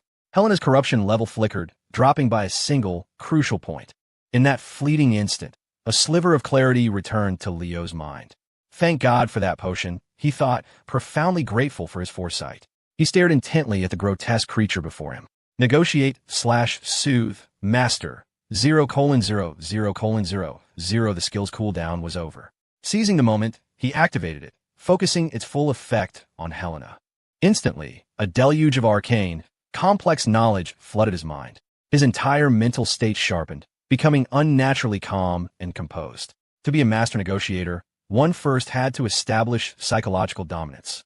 That rule, it seemed, applied even when facing a gibbering monster. The skill, unexpectedly, had become a potent weapon against psychic assault. A welcome surprise. From within the forest of tentacles, Helena's bloodshot eyes revealed a flicker of confusion. She couldn't understand why. Even in this situation, her brother showed no fear. In fact, he was smiling.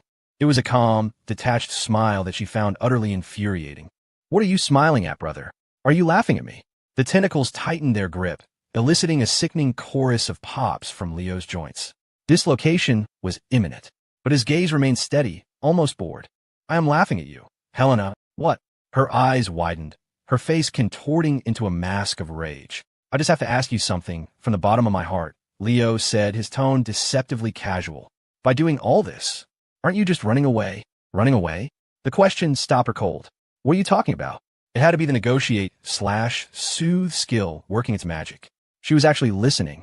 In her previous state, she would have torn him apart by now. He breathed a silent sigh of relief, but kept his expression placid, the faint smile never leaving his lips. You want to kill me? You think that's how you get me? What kind of twisted logic is that? It's pure escapism. You're so afraid they'll take me from you that you've already accepted defeat. You're a loser, Helena.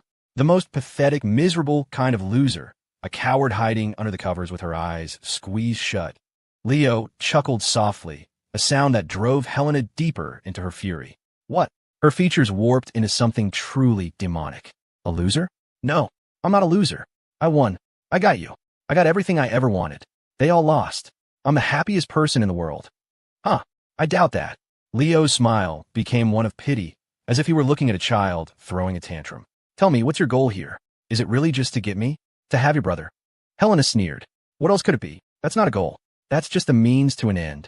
Incredibly, in the face of certain death, Leo started lecturing her on basic logic. Wait. Stop. All of Helena's tentacles began to tremble. You're confusing me. What are you trying to say? Leo let out a soft laugh. Looks like you were lying, Helena. You don't read much, do you? You haven't really thought any of this through. He sighed dramatically. As your brother, that's my fault, I suppose. I'll have to find some time to tutor you. Helena just stared at him, completely baffled.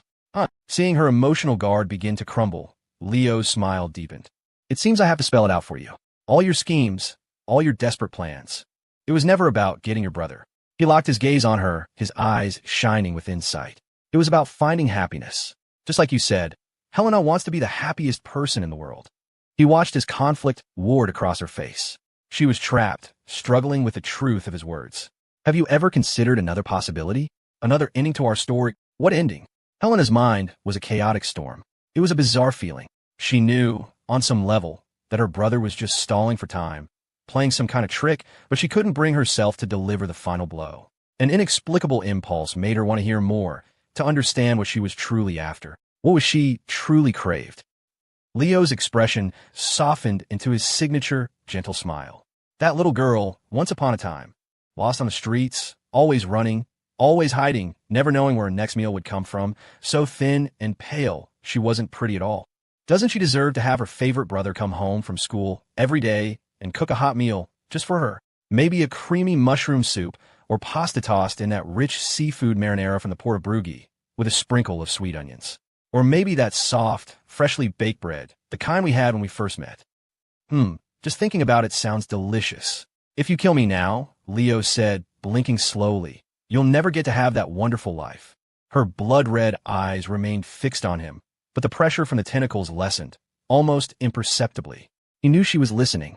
Pressing his advantage, Leo went for the heart. Don't you want to walk down the sunny avenues of New Haven with me on vacation? Go shopping in the bustling downtown market, try on a pretty new dress and spin around in it? Or what about me winning you a prize, a giant, fluffy teddy bear, so big you can barely hold it? His voice was thick with sincerity. Ignoring his own revulsion, he pushed aside the tentacles and gently stroked her head, just like he used to. These are the things any normal girl your age gets to experience. It's nothing special, but because of your terrible childhood, you never got to have any of it. And I'm sorry, brother was so oblivious back then, I never thought to do those things for you. You have such a long life ahead of you. Wouldn't it be a shame to miss out on all that happiness? I'll help you get back all those wishes you never got to make. Isn't that better than us ending up as two cold corpses? If you die like this, what have you really won? Compared to those people you hate so much, you'll still have nothing. Leo looked at her with profound sadness. You'll have lost. You'll be all alone again. So, stop lying to yourself. Just stop. Leo's barrage of words struck deep, plunging Helena into a vortex of self-doubt. No, that's not right. Helena isn't a loser. I'm not running away. I'm not wrong. I'm not wrong. The night deepened. In the old mansion's corridor, the mass of black tentacles quivered violently, her expression a mask of anguish and turmoil. Helena Affinity, 100 stability, 75 description, a twisted being madly in love with you. Seeing that her stability had improved and that some of the extra tentacles had even retracted, Leo let out a silent sigh of relief. His death-defying gamble had paid off. Brother. Helena looked up, the tentacles slowly uncoiling from Leo's limbs. Everything you just said, was it true? Is there really another ending to the story? Can Helena be happy too? Leo looked at her. The murderous creature that had been hunting him moments ago now looked like a lost, pitiful child. A trace of clarity returned to her blue eyes, shimmering with unshed tears.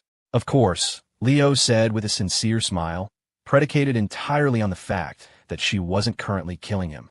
I may have lied to you about a lot of things, brother, but I wasn't lying just now.